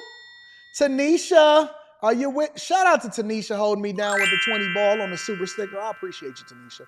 Dialect 1 says, Anton's You Going Down monologue reminds me of Cat Williams. Put your hands down monologue at the end of that Ludacris Pimpin' All Over the World song. Shout out to you. I appreciate you, Dialect 1.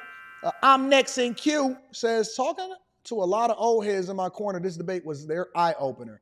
They still gonna be in denial. You know, the one thing about old people is that they never admit that they're wrong. Latrell M says, what up, though? Shout out to you for contributing into the platform. Shout out to my dog DJ Ace in the building. Says, just for the morning laughs and the discussion. You know, we like to make people a little bit uncomfortable. Biden looking like the old man in the State Farm commercial. Gotta be quicker than that. Shout out to Purple Haze in the building. I appreciate you, big dog. Let's pivot over for a second, y'all. I definitely want to get the conservatives' perspective. So Sean Hannity and friends, they decided that they wanted to contribute into this conversation. Let's see what they got to say. Let's go to Sean Hannity in the spin room in Atlanta. Sean, what's your reaction? You know, guys, in the history of modern televised presidential debates, I don't think America has ever seen anything like this. I wrote down some adjectives, and I'm gonna just read a few of them off to you. It was the biggest train wreck of any presidential candidate ever. Britt is right. From the minute he spoke at the opening of the debate, he sounded awful. He started with speedy talk. He looked terrible. Maybe the worst part of all of this is when he wasn't even speaking, he was staring out like an empty vessel or vacant, to use Martha's words. He was incoherent.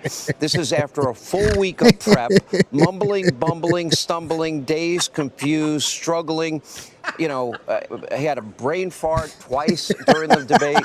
It was a disaster. Now, I'm looking, for example, at the Drudge Do y'all know that he prepped all week for this debate? They said that he was hunkered down at Camp David, that he was in his airplane hangars, that they had multiple different people from all over the world, some of the greatest debaters and greatest policymakers and the people that knew more about what he was doing than him was going in. And they were absolutely 100% training him. And they were working with him. And they had his hands. And they was giving him hand movement gestures and specific talking points and counters. And they rolled all of his notes out for him. And then they put the microphone in his ear like the Manchurian Candidate. People were working with Biden. Some of the greatest people. They had him flying on Air Force One and traveling with him. That's what the news reports has been saying all week. They said Trump was still on the campaign trail, wasn't even tripping about it. Like, yeah, we gonna do what we do. They said people, hey Siri, stop. They said that he was out here in these streets. You're just a sassy little thing, huh? She gonna tell me ain't nothing to stop here. No, you didn't. Was that AI working? Did y'all hear that? First, she gonna start talking to me. Then I told her to stop. And then she gonna say, ain't nothing to stop here. I ain't never heard that before. Y'all got them home pods, you know, the big speakers and stuff. I got them all over my crib. I got them in here. Might have to unplug these home pods. I ain't never had Siri talking back to me.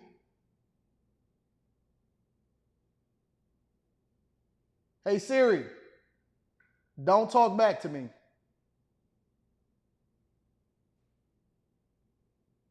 All right, get some control up in this mug. And the Drudge Report is saying Operation Replace Joe Biden. That's not good. The Border Patrol Union has come out and said, to be clear, we have never and will never endorse Joe Biden. Politico has a piece out right now saying Biden is toast, calling it now. Biden stumbles and rambles in the opening debate. Operation Replace him in 130 days. The Democrats that I know that were texting me are in a state of complete, they are stunned at how bad this went for him tonight. But, I wish it weren't so. It was almost like I was waiting at times for somebody to just throw in the towel. It was a no mas moment. It's over. It's done. He is too weak. He is too frail. He is a cognitive mess. He is not strong enough for what is the most difficult, toughest, hardest job on the face of the earth, to be the president of our country. This is serious. It is significant. And I don't know how this plays out from here. To Donald Trump's credit, on the other end, he was dialed in. He did not take the bait.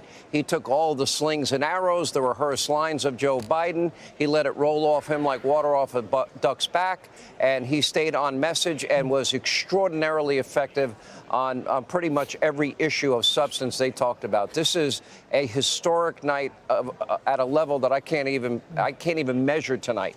Hey, Sean Hannity here. I agree. I think that, and Sean summarized it beautifully, and he broke it down, and he basically said that, listen, this was a disaster of epic proportions. Not only did he put himself in front of Donald Trump, who was a marketing genius that has the ability to really communicate effectively to his base and to his voters, people, Drake Kendrick Lamar thing, right? You got people on both sides, and you got people that were rooting for Drake to lose, and you got people that were rooting for Kendrick Lamar to win. It was Joe's to lose, and it was Trump's to win. People were waiting for Trump to just throw the haymaker, and all he did was just let Joe tire himself out. That's all he did was let Joe tire himself out. It was like looking at a heavyweight boxer that was over the hill. You don't want to see that. You don't want to see that. I don't want to see it. Look. I like people to retire before it's too late. If I ever get to the point to where I just become completely ineffective as a content creator, I'll let it go. If I start mumbling over my words, I don't want people to remember me at my worst. You know what I'm saying? I want you to remember me for the times that I cussed you out with all of my ability and all of my cognitive functions. I want you to get the best of me. If I'm not continuing to get better, if I get to the point to where I'm just stealing money from the NBA, I'm just going to team, get me up out of here, bro. Let me retire shooting my 60. Let me retire putting up 60 like Kobe. Don't catch me. Don't push me out. Don't push me out. Let me walk away with all of my faculties and let me ride into the sunset. But this is bad. People are going to remember Biden. People that have never seen Biden, new voters that are unfamiliar with his track record and the fact that he's a lifetime politician is going to watch this, and their reaction to this, their first time witnessing Joe Biden on the stage and debating, their first time voting, this is what they're going to have to remember him by. I don't know what everyone's talking about. I thought Joe did a great job. And I think the Democrats should absolutely keep him as the nominee and run him against Donald Trump. I think it's going to work out fine. Something happened tonight, which I never thought could possibly happen. It was so bad for Joe Biden that I felt bad for him. Yep. I didn't think I was capable of feeling empathy for Joe Biden, but that's how bad it was. And this is because they've hidden him for 4 years. This was a surprise to some of us that were maybe not paying attention, but for us in the news business, that's why expectations were this low. And expectations were so low. And he did the one thing he couldn't do. He discombobulated in minute 13 of the debate. That's when everyone was paying attention. Everybody was in shock by his ashen face and his hollow voice. And then at minute 13, he just completely falls apart and comes up with, "We beat Medicare." And you know, that was the worst part about it. The worst part about this whole thing is, at 9 o'clock, it was still people trying to tune in.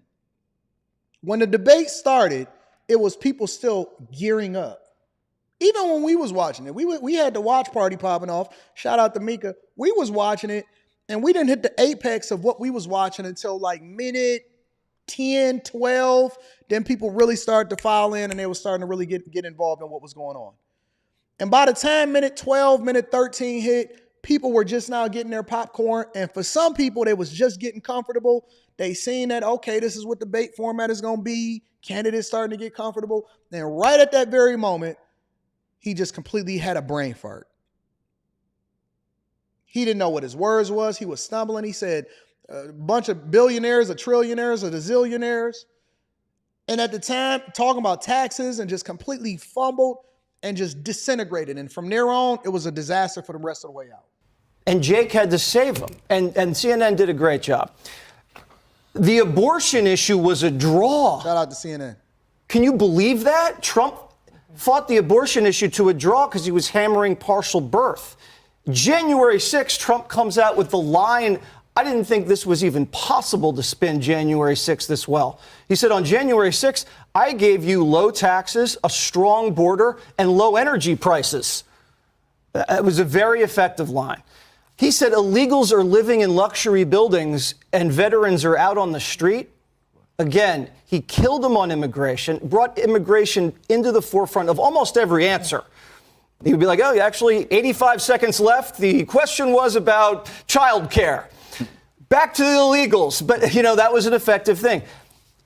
You never fired anybody, Joe Biden. You never fired anybody on the border. You never fired anybody on Afghanistan. Joe Biden looked so weak at that moment. And then, line of the night, I've seen your swing. You're not a 6 handicap. And then Trump actually became the bigger man and said, let's not argue like children. You know, Trump did not have the perfect night, but it was an 8 out of 10, and Joe Biden fell apart. Click here. That's pretty insane to think that it just went that bad, that both Democrats and Republicans can agree, and even CNN. CNN is probably the most liberal organization that we've ever seen in our entire lifetime. Actually agree that he completely fell apart. Completely. It is no way in hell that you can even spin this.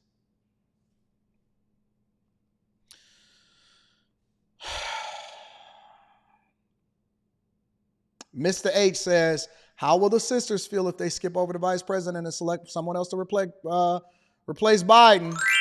Sisters is going to be hurt. Sisters is going to vote for Kamala. They're not even voting for Biden. They stand on code. Shout out to Mika. Shout out to Mika. Mika says, why y'all keep saying democracy? This is a republic. They treating it like a democracy, though. Kevin Purdy says, morning, AD. Thank you for everything you do. God bless. Shout out to Kevin Purdy. I appreciate you. Eric Harris is in the building. Shout out to Eric Harris. Says his commentary is ether. Shout out to Eric Harris. I appreciate you. Vicky, what up, Vicky? Says Biden needed some months instead of some weeks. I agree. We agree on that, Vicky. Vic, we agree on that. Jamal Fowler says no fumbling on the Fridays. Chasers, we up. Make sure y'all tap into the Patreon. Link is in the description as well as pinned to the top of the chat. Gray Way says, happy Friday, fam. Don't buy it in the bag. Oh, man. Oh, man. You mean fall asleep on it? Shout out to Tyrone.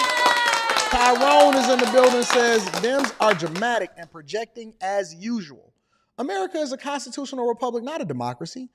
And they stand on deleting kids, taking away rights, open borders, and advocating for criminals. But the country is at stake. If Trump gets elected, stop it. Hey, Tyrone, it's going to happen. Gear up, big dog. Gear up for tax cuts. Gear up for safe borders. Gear up for lower inflation. Gear up for jobs. Gear up for all of the good things that come along with being a person that votes on the conservative side this year. Listen, even if you're a liberal, you need to vote for the conservative side this year. There's nothing good that's going to happen out of that. It's nothing good that's going to happen going left. It's nothing good that can happen going left. Anyways, moving on. So we've effectively looked at all sides of this debate. We replayed the highlights. We talked about it last night on After Hours. Make sure y'all tap into After Hours tonight. We getting it popping. We've also looked at it from CNN's side. We've given CNN credit for also hosting a great debate. And on top of that, we looked at it from the conservative side and we looked at it from Fox News side. We also watched Biden walk into the Waffle House.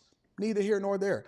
Let's take it back to the more local issues. And I want to tell you and I want to show you why it's so important for you to take into consideration not only what's going on in the national election, but also what's happening with your local leaders. Chicago.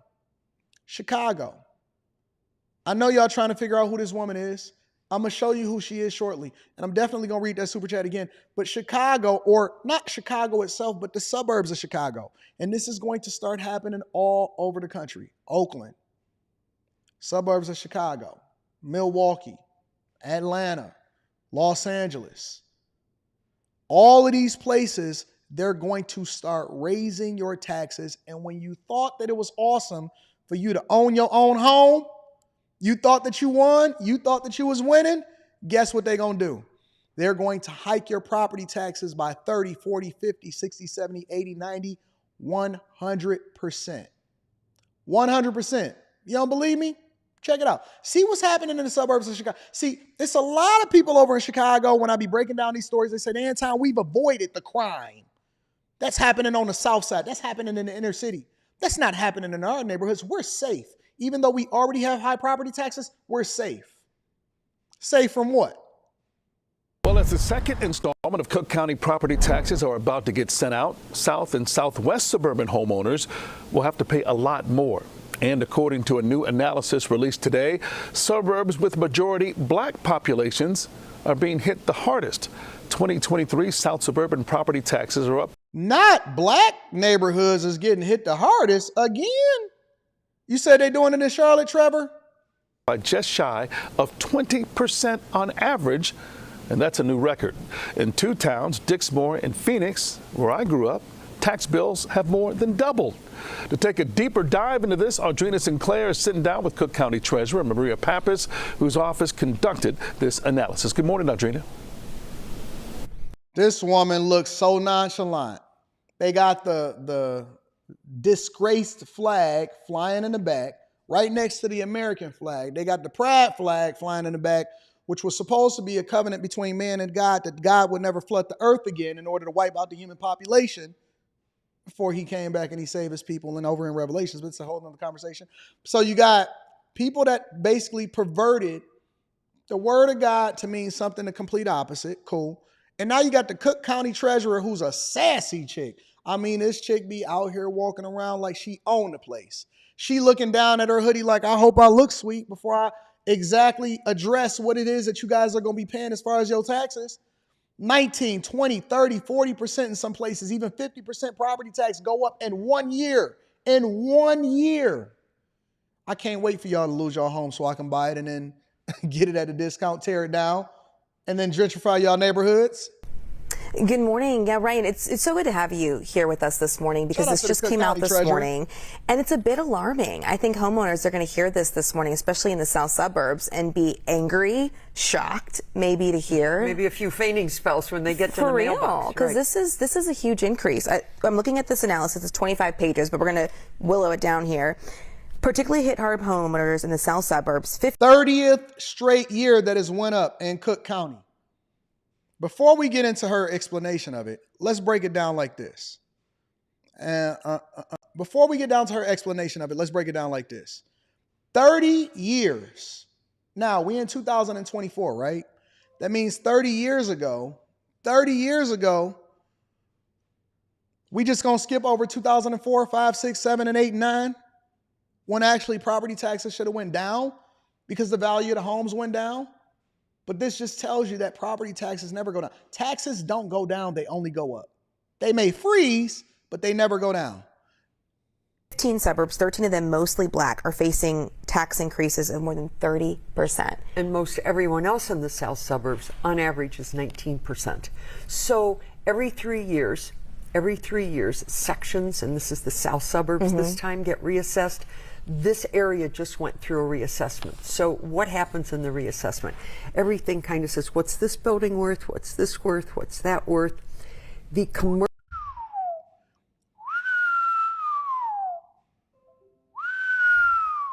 commercial buildings in those areas have no businesses left. So this is like a scale. Clever grocers and people weigh everything. What happens when the scale is put to test? This commercial building, we'll read these super chats shortly, is and going then to pay less taxes because nobody's in it. Okay, so who's left? There are 5 people on this block, and another 5 have left. Okay, the 5 people who were left in Phoenix, for example, are picking up the 5 people who left Illinois and the commercial building that went down. So these 5 people that are left, 5 people left Illinois, commercial buildings are empty. These 5 people are going to open their mailbox and they're going to say, wait a minute, I just went to the grocery store and I gave $50 and I used to get 2 bags of groceries. I just came back and I get a half a bag. Right. My gas bill went up. My telephone bill went up. My electric bill went up. Now I'm opening my tax bill. I'm like, not just OMG. I'm like, call the ER. Yeah, and how can I pay this? How can I afford it? So we are in crisis. So here's what we've done on all 1.8 million bills. When you open the bill, this is where your money goes. This is about or less you're paying to. Look at this. This is a residence. Okay, I took the address off. Okay, the tax bill is up by $3,800. Oh my goodness. $3,800. Could you imagine your tax bill going up by $3,800? We already live in a state that's being taken over by criminals. J.B. Pritzker can't punch his way out of a brown paper bag, out of a wet paper bag. Chicago is in shambles. They don't even own their own streets. Dalton, Illinois is absolutely in shambles from the person that they elected as the mayor there. And Thornton Township, they elected her supervisor of Thornton Township. And then you live in the south suburbs outside of Chicago and you get a tax bill that's more than $3,800 more than what you were paying. Inflation is out of control. People are laying off from jobs. People are now being forced to live together. Now you got roommates because you got to make sure that you can split this bill. If you are a landlord, now you're trying to pass that off over into whoever it is that's renting your property because you can't afford to continue to operate the way that you operate as far as keeping rent low because you got to make sure that your property is cash flowing. Everybody, landlords, property owners, no matter who you are, they are suffering. And don't pay your tax bill for the next 2 to 3 years and see what happens. Anton from AntonDaniels.com is coming to get your property. Yes, I am, and I'm going to pay cash. And so basically what she's explaining to y'all is that they're basically spreading the love. So for every person that gets tired, instead of them changing their legislative policies, instead of them ultimately evolving and saying that this is what we need to do in order for us to be able to fix Chicago, fix outside of Chicago, fix Illinois, instead of them getting tougher on crime, instead of them making sure that they invest in businesses, instead of them incentivizing people to live there, live, work, and play there by creating an environment that's conducive for what it is that you would like for your people to live in, they're running people out and then spreading the costs amongst the people that's still there that can't even afford to leave. And then eventually they're going to go into crisis because they can't afford to purchase their home at the interest rates that they're purchasing them. And then on top of that, they don't even consider the property tax bills that come along with it and the insurance. And we ain't even going to talk about the maintenance. So they're continuing to vote for this trash in all of these cities and all of these states across the country. Of course, they're going to be blue. And so she thinks that it's logical to just explain this to you as to why you're going to get the bill and make sure that you pay your fair share. We're taxed to death in this country. We tax to death in this country. And now you won't have a home to go back to if you don't struggle for the rest of your life and also plan into your retirement how you're going to continue to pay these escalating taxes, considering that they don't care nothing about you. They just want their money. $100 in Park Forest. I don't know anybody. I know a lot of people that live in Park Forest. I used to teach out there. I don't know anybody that I know in Park Forest who's going to be able to say, I'll cough up another $3,800. That's crazy. It's not going to happen. So that's the equivalent of over $300 a month more. Each of these governments to see what their financial statements are, but each of these governments every year, once a year, has a meeting about whether or not they're going to increase. You know what? Nobody goes to the meeting. It's like the last election. 20% of the people voted. So if 20% of the people don't care enough to come out and do something about the fact that these bills are going up, it'll just be 30 more years, because the bills have gone up for 30 years, where everybody just marches in place and marches in place and marches in place. Someone, this is a Springfield dictated matter, okay? Unless somebody starts rattling the cage or we have a Boston Tea Party, okay? Nothing's going to happen. That's insane. In 2023, 1.3 million homeowners' property taxes went up. 250,000 went down. So let's just say 1 million people's property taxes went up across the board. That's insane. That's insane. But I think that y'all should stay there because y'all voted for this. This is what y'all wanted. Y'all down police officers. Y'all up property taxes, lower on services. Quality of life is going down, and now you can't even afford to stay in your home. That's what's happening over there in the suburbs of Chicago. Let me read a couple of super chats, and then we're going to continue over with the show. I want to bring up a special guest today. Sharon Bracey says, good day, everyone. Let me get a birthday shout out for my wife, Anya. Shout out to Anya. Happy birthday to you. Happy birthday. And I actually know this woman, and she's a great, really awesome woman. I met her several different times, including over in the New York meetup, and we will be doing a meetup over in Houston I might have to get a bigger venue because we got over 70, almost 8,000 Patreon members. Happy birthday, my love. We got over 8,000 Patreon members, or almost 8,000 Patreon members. Let me look at the official count. Let me see how many people. Because we're going to be putting the meetup details. I got to make sure it ain't going to be no 7,800 Patreon members, bag chasers. Stock Club is coming up Tuesday. So we're going to do a Stock Club live stream after 7,800 and counting. 7,800 and counting. We got a lot of new members out here in these streets. 78 new members, or 7,800 members. We always almost going up to 8. There is no better community of people that come together. Make sure y'all tap into the Discord. Link to the Discord is in the description of any of the most recent videos inside of the Patreon. Don't nobody got a better community of people than us. Shout out to you. Tell your wife we said happy birthday over here from Anton Daniels in the Millionaire Morning Show. Resurrect. Shout out to Resurrect. Resurrect says, politicians keep giving corporate tax breaks while trying to put more of the burden on the people. This is how revolutions start. Man, ain't no revolutions happening. They got migrants. They ain't tripping off y'all. They're just going to get rid of y'all and get the jobs to them. An ordinary says, keep being a man of value. Keep on striving. Thank you. Shout out to you, High Tolerance. I appreciate you, High Tolerance. High Tolerance says Chicago is nothing more than an illusion of confusion. They've been drinking the Kool-Aid since the daily regime, city under siege. That ain't even in Chicago. That's the suburbs of Chicago. JZ3 says someone got to pay for those illegals black people allowed to come in by voting Democrat. These taxes are being raised to take care of illegal immigrants. Time for black folks to wake up. It ain't just black folks. It's people that's voting across the board. Prince Elian, shout out to Prince, says, good morning, Mr. Daniels and the Chasers. Finally reworked my schedule so I can start catching these live 4 a.m. on the West Coast, 4 a.m., 5 a.m. Mountain, 6 a.m. Central, and 7 a.m. Eastern. It's nice to get back to watching it live. Welcome to everybody that's in the show. We got over 2,600 people watching it live. And so first things that we want to do is we want to give a little bit of a visibility to our fellow content creators out here. I want to bring up a special guest. All right. So this special guest, let me introduce him. Let me give a proper introduction to our special guest. This special guest is somebody who I've done a review video on.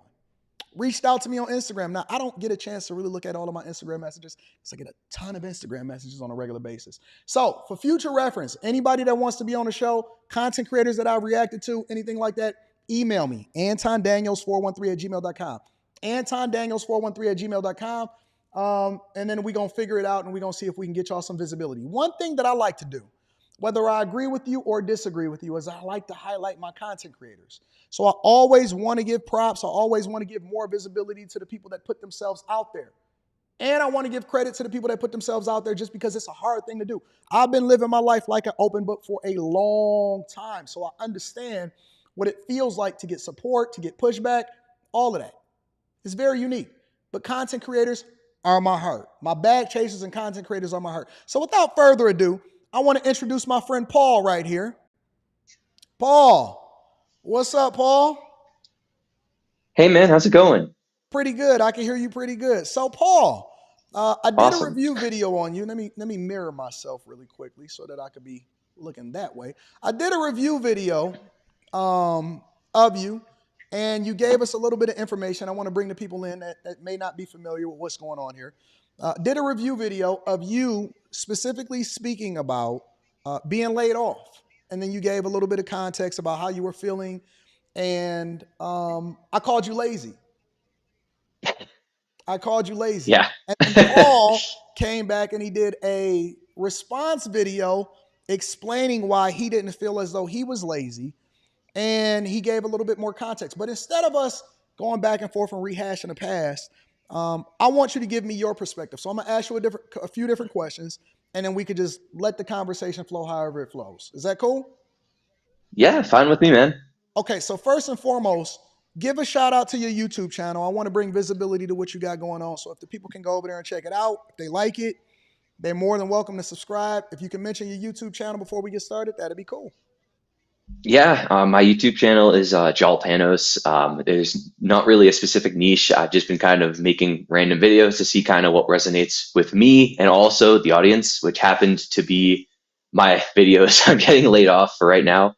But in any case, yeah, my real name is Paul Janos. I wanted to kind of make a really cheap way to differentiate it from my real name, just in case for right now. I am looking for work, so I don't want to have those necessarily cross paths. But like I said in my older video, if a recruiter or something did somehow find my YouTube channel, I hope they would see that I'm not a degenerate.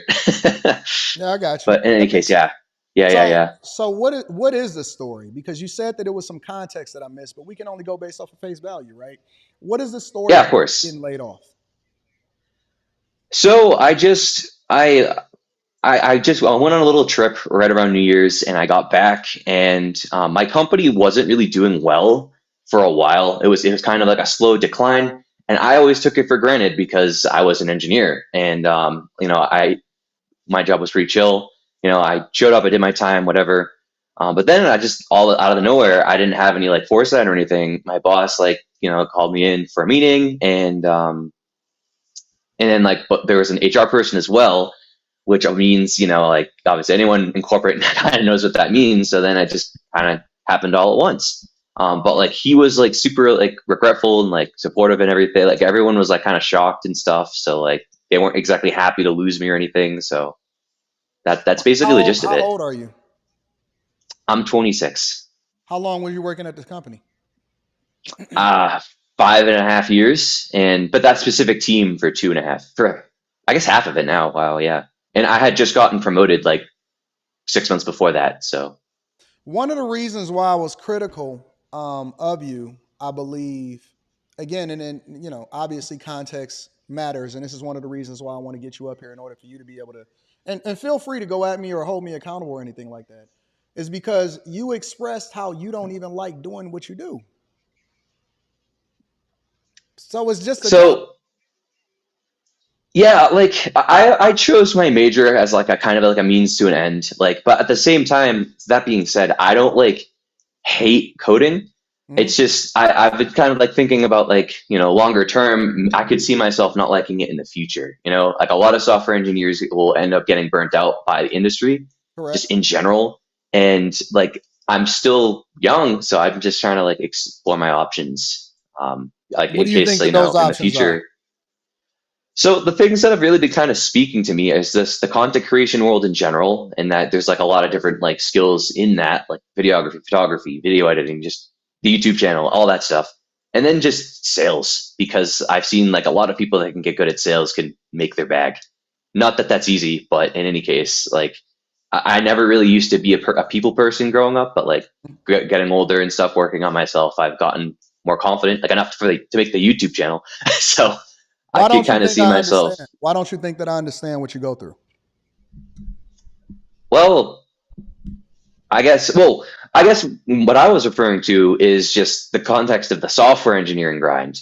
Some people in my comments said that you have tech experience, which I didn't know because I didn't do my due diligence on your channel at all. Cool. But yeah, do you have tech experience? I do. I actually went to community college first, and then I transferred over into a major university. The reason that I did that was because it was cheaper, obviously, in order to get the general education requirements done. And then transferring over into a major university, I wound up working for the University of Michigan as a software engineer. And what that allowed for me to do was get them to pay for me to go over to the major university, or pay for my tuition once I transferred over into the major university. And so then I graduated with my software engineering degree. But more importantly, and then I went over from there, and then I worked for software engineering from a bank, and then I started my own companies and stuff like that. So I understand the grind. What I wound up transitioning over into was UX UI. I think that UX UI was a much better transition for me, just simply because I like the designing aspect of it. I like the understanding the user, working with the users, but also it was an opportunity for me to also leverage my software engineering experience to communicate not only with the stakeholders, which included obviously the project managers, the scrum masters, and I'm sure that you worked in an agile environment, but also I was kind of the go-between between the developers and them, because developers often at times somewhat have a reclusive personality, and they don't like to communicate as well as maybe the project managers or the product owners or even the managers and the higher ups. So it was an opportunity for me to be able to bridge that gap and then leverage that to get higher up in corporate America. So, that's the pathway that I took. But while I was doing that, I was also still working on my own companies. And then on top of that, content creation was a longer term play, right? So I leveraged content creation in order to bring more visibility to myself, which ultimately led to me getting a higher promotion and moving further up in corporate America. But then I also leveraged that user experience and also my understanding of what happened in corporate America to bring that into content creation and bring some of those same practices, some of those same methodologies, even the way that I schedule my time in order to make sure that I get the most out of this experience. And I'm also, able to promote myself within content creation and leverage my experience in order to continue to level up. So that's my pathway. But one of the things that I understand about that is that it's still a competition. You expressing, and this is just my opinion, and you can correct me if I'm wrong, you expressing your lack of interest in the pathway that you're taking in order to be successful, while not also leveraging the opportunities that you have in order to build on other things that you have going on outside of what you're doing in corporate America, is one of the reasons, in my opinion, that you don't have something else going on in addition to what you were doing at your job. Am I off about that? Well, I mean, I've had, like, I guess the YouTube channel has become kind of a side hustle because I'm close to monetization. But like, aside from that, like my how do I want to word this? My distaste for this, like the general interview process of the field, is something that I've struggled with for a long time. But like I've experienced, and you as well, now that you've given me the context of your background, like what it's like on the other side of that. And like the actual job, I don't mind doing, like I can get good at and whatnot. But the actual like interview process is what's always really kind of irked me. And like sometimes it's on the easy, because like it depends on how you're grilled, like what kind of technical questions like they'll ask you and stuff. Like sometimes I think I view the process as reasonable, like they ask me stuff that isn't super challenging, but then sometimes they'll ask me about some obscure data structure that I haven't seen since I was literally in school nor have had to use. And I'm sure you might be familiar with Leak Code, but a lot of those like puzzle type software problems and stuff that are more reflective. What's the like? Because right now you're just talking about a job, right? But the way that I've structured my life in particular is that I always reverse engineer exactly where I want to be. So I paint the picture of where I want to be, right? And then I reverse engineer how long it's going to take for me to get there or where I want to be based off of the pathway that it's going to take for me to get there. And that doesn't matter whether it's corporate America, whether it's business, or whether it's content creation, right? So I know I have to hit certain milestones in order to get to that place. It seems like right now you're just existing, right? You're doing the job because that's what you have to do, but you're just kind of winging it, trying to discover yourself. In my opinion, the discovery process happens through the work. So you don't really know what you want until you experience it. You probably didn't even realize that content creation was a thing for you until you started to upload to YouTube and you started to get feedback and seeing that it was something that you could do successfully, right? And so the laziness part of it is the mentality. It don't have nothing to do with whether or not you're going to work every day. And life is a competition. Life is literally a competition. While you're sitting there loathing the idea of what you do for a living, there's somebody else that's salivating over the opportunity that you could probably be getting. And that's my sentiment. It's not to rag on you, but it's kind of to motivate you and push you and even maybe make you upset at the idea that who is this guy that's talking negatively about me, or who is this guy that's saying that I'm lazy? Prove it. Because I don't care about the job. I don't care whether I'm shoveling rubber dog doo-doo or if I'm in tech and professions or whether I'm vice president or director or become CEO. I want the money so that I can do what I want to do when I want to do it. And I think that that's where your motivation should be. Now, how you get it and whether or not you like the job, I think that the problem is that you identify yourself by what you studied in school. You more than what you did for a living. You're more than what your profession is. You're more than where your bachelor's degree is. You're more than where you went to school. Who you will be defined by as a man or the opportunities that you have will come based off of what you accomplish in his lifestyle, in his lifetime. And I just think that you're too smart. For somebody like me at 42 years old to outwork a person that's 26 years old, I think that I'm very valid in calling you lazy. You out there in Colombia trying to discover yourself instead of grinding and pushing yourself. You said that you saved for a house and you spending your savings on a trip. Like, what do you want out of life? What do you really want to accomplish? What do you want to do?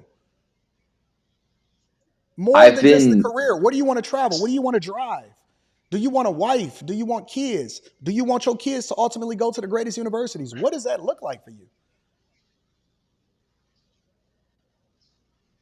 My version of success is just being able to, like you said, like do what you want. And I mean, my career was always just kind of like a means to an end, just like a way to do that, you know, a somewhat stable, like, you know, wage, maybe above average, because of that's just tech. But like, I've been like really like contemplating, like, you know, is there other ways to like achieve the same thing? And that's like half the reason why I made a YouTube channel, because everyone online that I've looked up to over the years have at some point screwed the 9 to 5 and went all in on content creation and then sent it. Like, I'd like to think of my trip right now not necessarily like as a waste, because like I've been trying to like document it and experiment with the whole like travel vlogging thing, because some people have gotten really successful with that. So it's not like I'm just here like screwing off per se, and I'm like doing the things that like light me up. No, I think that that's great that you're going into content creation, and I think that you should use it to market yourself. And I think that you got a great career in it, and the fact that you're being open and you know, sharing your experiences, I think that that's a great way to continue to build a community of people around you. But what's the long-term play? Because I'm gonna tell you, content creation is hard. It's hard. 100%. I can already see that. Like, like I mean, I don't know if I have, to be honest with you, I don't know if I have the balls to go all in on it, which is why I'd like to get another job. And while I've been down here, like I've been talking to people all the time. Maybe not the past week because I've been off the grid, but like other than that, like I've been literally talking to recruiters and stuff all the time. So I'd like to get another. Why you keep saying you don't think if you got the balls to do it? Honestly, just because it's scary. Like, because I'll have to like live off of, well, more so than now, but like for real, live off savings and just, you know, basically. Well, why can't you do both? Why can't you do content creation and have a full-time job? Oh, I could. I kind of still want to. Like, I want to get another job because I have a small amount of student loans that I want to knock in the tail, and I would like to have some like real income coming in to kill that. And then when I'm debt free, then I could say, you know, actually rethink things. What criticisms do you have of me or what do you think that I got wrong about you? I mean, you took my video at face value, which I mean I can't blame you for, and I know other people did as well. And like I've rewatched the video like since then, and I can totally see how I could come off as like, you know, an entitled, maybe stereotypical Gen Z, if that's how you want to word it. But I just kind of like when I saw that, and I was just kind of like, it's just. Like this to get where I am, even though like I am unemployed right now and stuff, like, but I just grinded really hard just in general, like through school, even in my job and stuff. Even when the job wasn't necessarily something I like wanted to do or whatnot, I'd always just put my head down and dive in. And I kind of miss that in a weird way. And I don't think you're being pushed. That's honestly, bro. I think that the reason I think you're too comfortable. You too smart to not be what you think is a grind is the reasonable expectation for somebody like you. That's the minimum. That's the minimum that you can get, bro. And the only reason I say that is because you're too talented. And I can tell just by the way that you communicate and how you talk about certain things, because I look for the context in what people say. I don't pay attention necessarily to what they say as much as I pay attention to how they say it, what they say, how they communicate, and you know all of the. I paid attention to when you was talking about your server jobs. I paid attention to when you was talking about how you came up and all of that stuff. And so, I believe that you're too talented and you have too much opportunity in front of you to not take advantage of it and give every single thing that you have in order to be great. For you to be regular would be a disappointment to me. No way in the world that I would expect for you to just be regular or just to be relaxed. I expect great. You at 26, you should be absolutely destroying where I am at 42. And I've been incredibly successful in my lifetime. And you have so many gifts, bro, and you smart. And I think that you have the work ethic. I just don't think that you push yourself as much. I would guarantee you today, as a guy that is unemployed but have so much inside information, degreed and all of that, I would guarantee you that you probably can't account for your 24 hours the way that you should, the way that you're supposed to every single day. No way. Sometimes that's true, but I mean, this week is the exception. But I mean, I'll give you the benefit of the doubt. That's half true. What is half true? What's half true? Because like when I'm trying to like work on things, like I mean, like the main thing that's been occupying my time outside of looking for a job is like the YouTube channel. So I put a lot of time into like learning how to like edit the videos and clip them up and stuff like that. Okay, so which is how a job long do you sleep a all day? in itself. How long you sleep a day? 6 to 8 hours. Okay, so let's say 8. That means you got 16 more hours. How do you account for the other 16? I prioritize fitness on a usual day. I try to work out 1-2 hours a day. I'll give you 2 hours. And then 14 more hours. 14 more okay, hours. fair enough.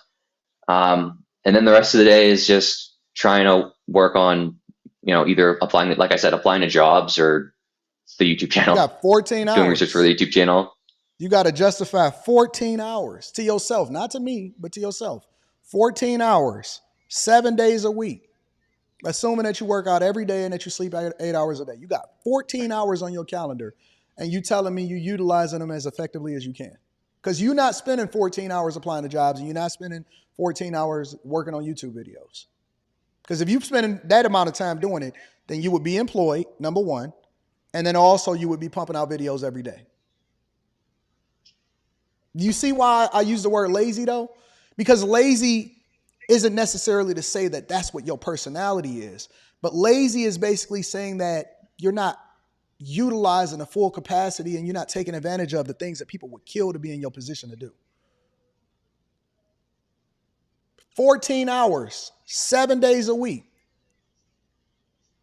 You got the greatest opportunity. You young, you know what I'm saying? You smart, you vibrant, you got a full head of fucking hair. There's no reason why you should not be winning at the highest level, bro.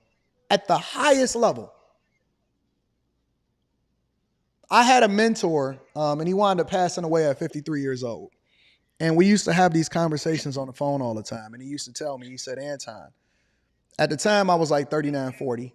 And he used to say, Anton, there's no way that you're going to sit here and let a 53-year-old man outwork you. And it's not about grinding. It's not about, because I think that a lot of times we get caught up in the terms and the hustle culture and the TikTok videos and what people are saying. And sometimes we get influenced by other people that's saying, oh, I got laid off or whatever. Man, you're not like them. You're not like these. I see layoff videos all the time. You ain't like them. You better than them. And it's okay to say you better than people. But if you better than them, that means you got greater expectations. I have greater expectations because I got other people following me. I got to be an inspiration for the people that come behind me. I got a daughter that I got to make sure that is never asked Biden for student loan forgiveness. And I think you got it, bro. I just think you need to take advantage of it. It's people like me. I would kill to have some of the skills that you have. I got where I got not because of my talent, but just because I endured long enough and I worked my ass off. I work my ass off every day. This studio that you see behind me, I rent this. This is my studio. I've invested literally tens of thousands of dollars in this place. I live the life that I want because I earned it, not because nobody gave it to me. And so what I'm telling you is that you got to get rid of that spirit. You need to create a Google Calendar that makes you and forces you to account for your time. And you need to take care of business, bro. And you need to leverage the opportunity and leverage the visibility that we're giving you and leveraging your own insight, understanding, and then your previous experiences. And in order to get it, fuck the coding, fuck the job, fuck the software engineering. That's a means. That's a way for you to make more money so you can put the money into the things that you really want to do. That's you, man. And so I'm not ragging on you. I'm inspired by you because I think that you have a great future ahead of you, and I think that you would be fumbling it not to really take advantage of it. That's just my sentiment. So it may seem like I be getting on you, but it's just because I want better for you, bro. No, honestly, like as we're having this discourse, I completely respect and hear what you're saying. So I don't have any disagreements. You got any questions for me? You got anything else you want to discuss? You know I'm expecting greater of you. I'm subscribed to your channel, and I'm gonna be watching you. And now, if I don't see you progressing, I'm gonna criticize you. And so, if you don't want to get my criticism, if you don't want to get my hate, then you're gonna have to level up. You're gonna have to push yourself. All right, man. Yeah, no, I hear you. All right. I'm ready. All right, my friend. Yeah, I'm gonna be subscribed, and I'm gonna continue to push people over to your channel. What's your channel name? Tell the people what's your channel name again. It's Joel Panos. Joel Panos. So it's right there at the bottom of the screen. Make sure y'all go and check him. Hey, y'all hold him accountable just like I'm holding him accountable, because I wouldn't be holding him accountable if I didn't see all of the potential that he has, and I just want him to win. All right, big dog. Thanks, Anton. I appreciate you. Thanks for coming on the platform, my friend. Yeah, no problem. Thanks for having me. All right. That was Paul Joel. Make sure y'all go and check out his YouTube channel if you guys have not already. If you guys have not tapped into the Patreon, link is in the description as well as pinned to the top of the chat. And I am going to read a few super chats, and then I'm going to get y'all up out of here for the day. If y'all want to be on the platform, and if you are a content creator who I have reacted to your video, and you have pushback for me or you want to add additional context, email me at antondaniels413@gmail.com. antondaniels413@gmail.com. Feel free to email me. I still am in corporate America right there. I got my computer right there. I actually canceled my 9:30 stand-up because I wanted to make sure that I added as much value into your lives as possible today. All right, let me read some of y'all super chats, and then I'm going to get y'all up out of here for the day because it's Friday. Hey, we got after hours tonight. Make sure y'all tap in. 9:30 p.m. Eastern. Shout out to Joel for actually coming on. Shout out to him. And shout out to Tech Coach Ralph, because I seen you over there inspiring him to come over here and get it. Chase Barnes says, AD, Joel is your next disciple. I can see it. I think he's going to be great. I think he's going to be a phenomenal person. BZE, shout out to BZE in the building, says, AD, tell him I need an editing gig. I'm a new editor, and I'll work with him for cheap and for the opportunity. You got his YouTube channel. Go ahead and holler at him. Shout out to BZE. High Tolerance in the building says, I believe in Paul. Be receptive to the for the words of AD. And J Rock 24K says, Joel just showed us how to get a free coaching call from AD. I'm next. Let's debate so I can get my ish together. Y'all insane. If y'all need to get in contact with me for any business reason, make sure y'all email me at antondaniels413@gmail.com. That is antondaniels413@gmail.com. Also, I do not do identity politics. This is not diversity, equity, and inclusion over here at the Millionaire Morning Show. Meaning that I rock with people based off of the content of their character, not the color of their skin. And I'm open to the possibility that I'm wrong. But I doubt it. I love you guys. I appreciate y'all. Make sure that y'all do the right thing. It's Friday. Don't fumble that bag. Some of y'all got paid today. Make sure you run it up. Again, shout out to Tiege Hanley. That's 40% off your first order plus 20% off for life. If you're not a part of the Tiege family, that link is in the description. And then make sure you tap into the Patreon. Link is in the description as well as pinned to the top of the chat. I love you guys. I appreciate y'all. I'm going to holler at y'all later. Y'all be safe. And make sure y'all vote the right way, too.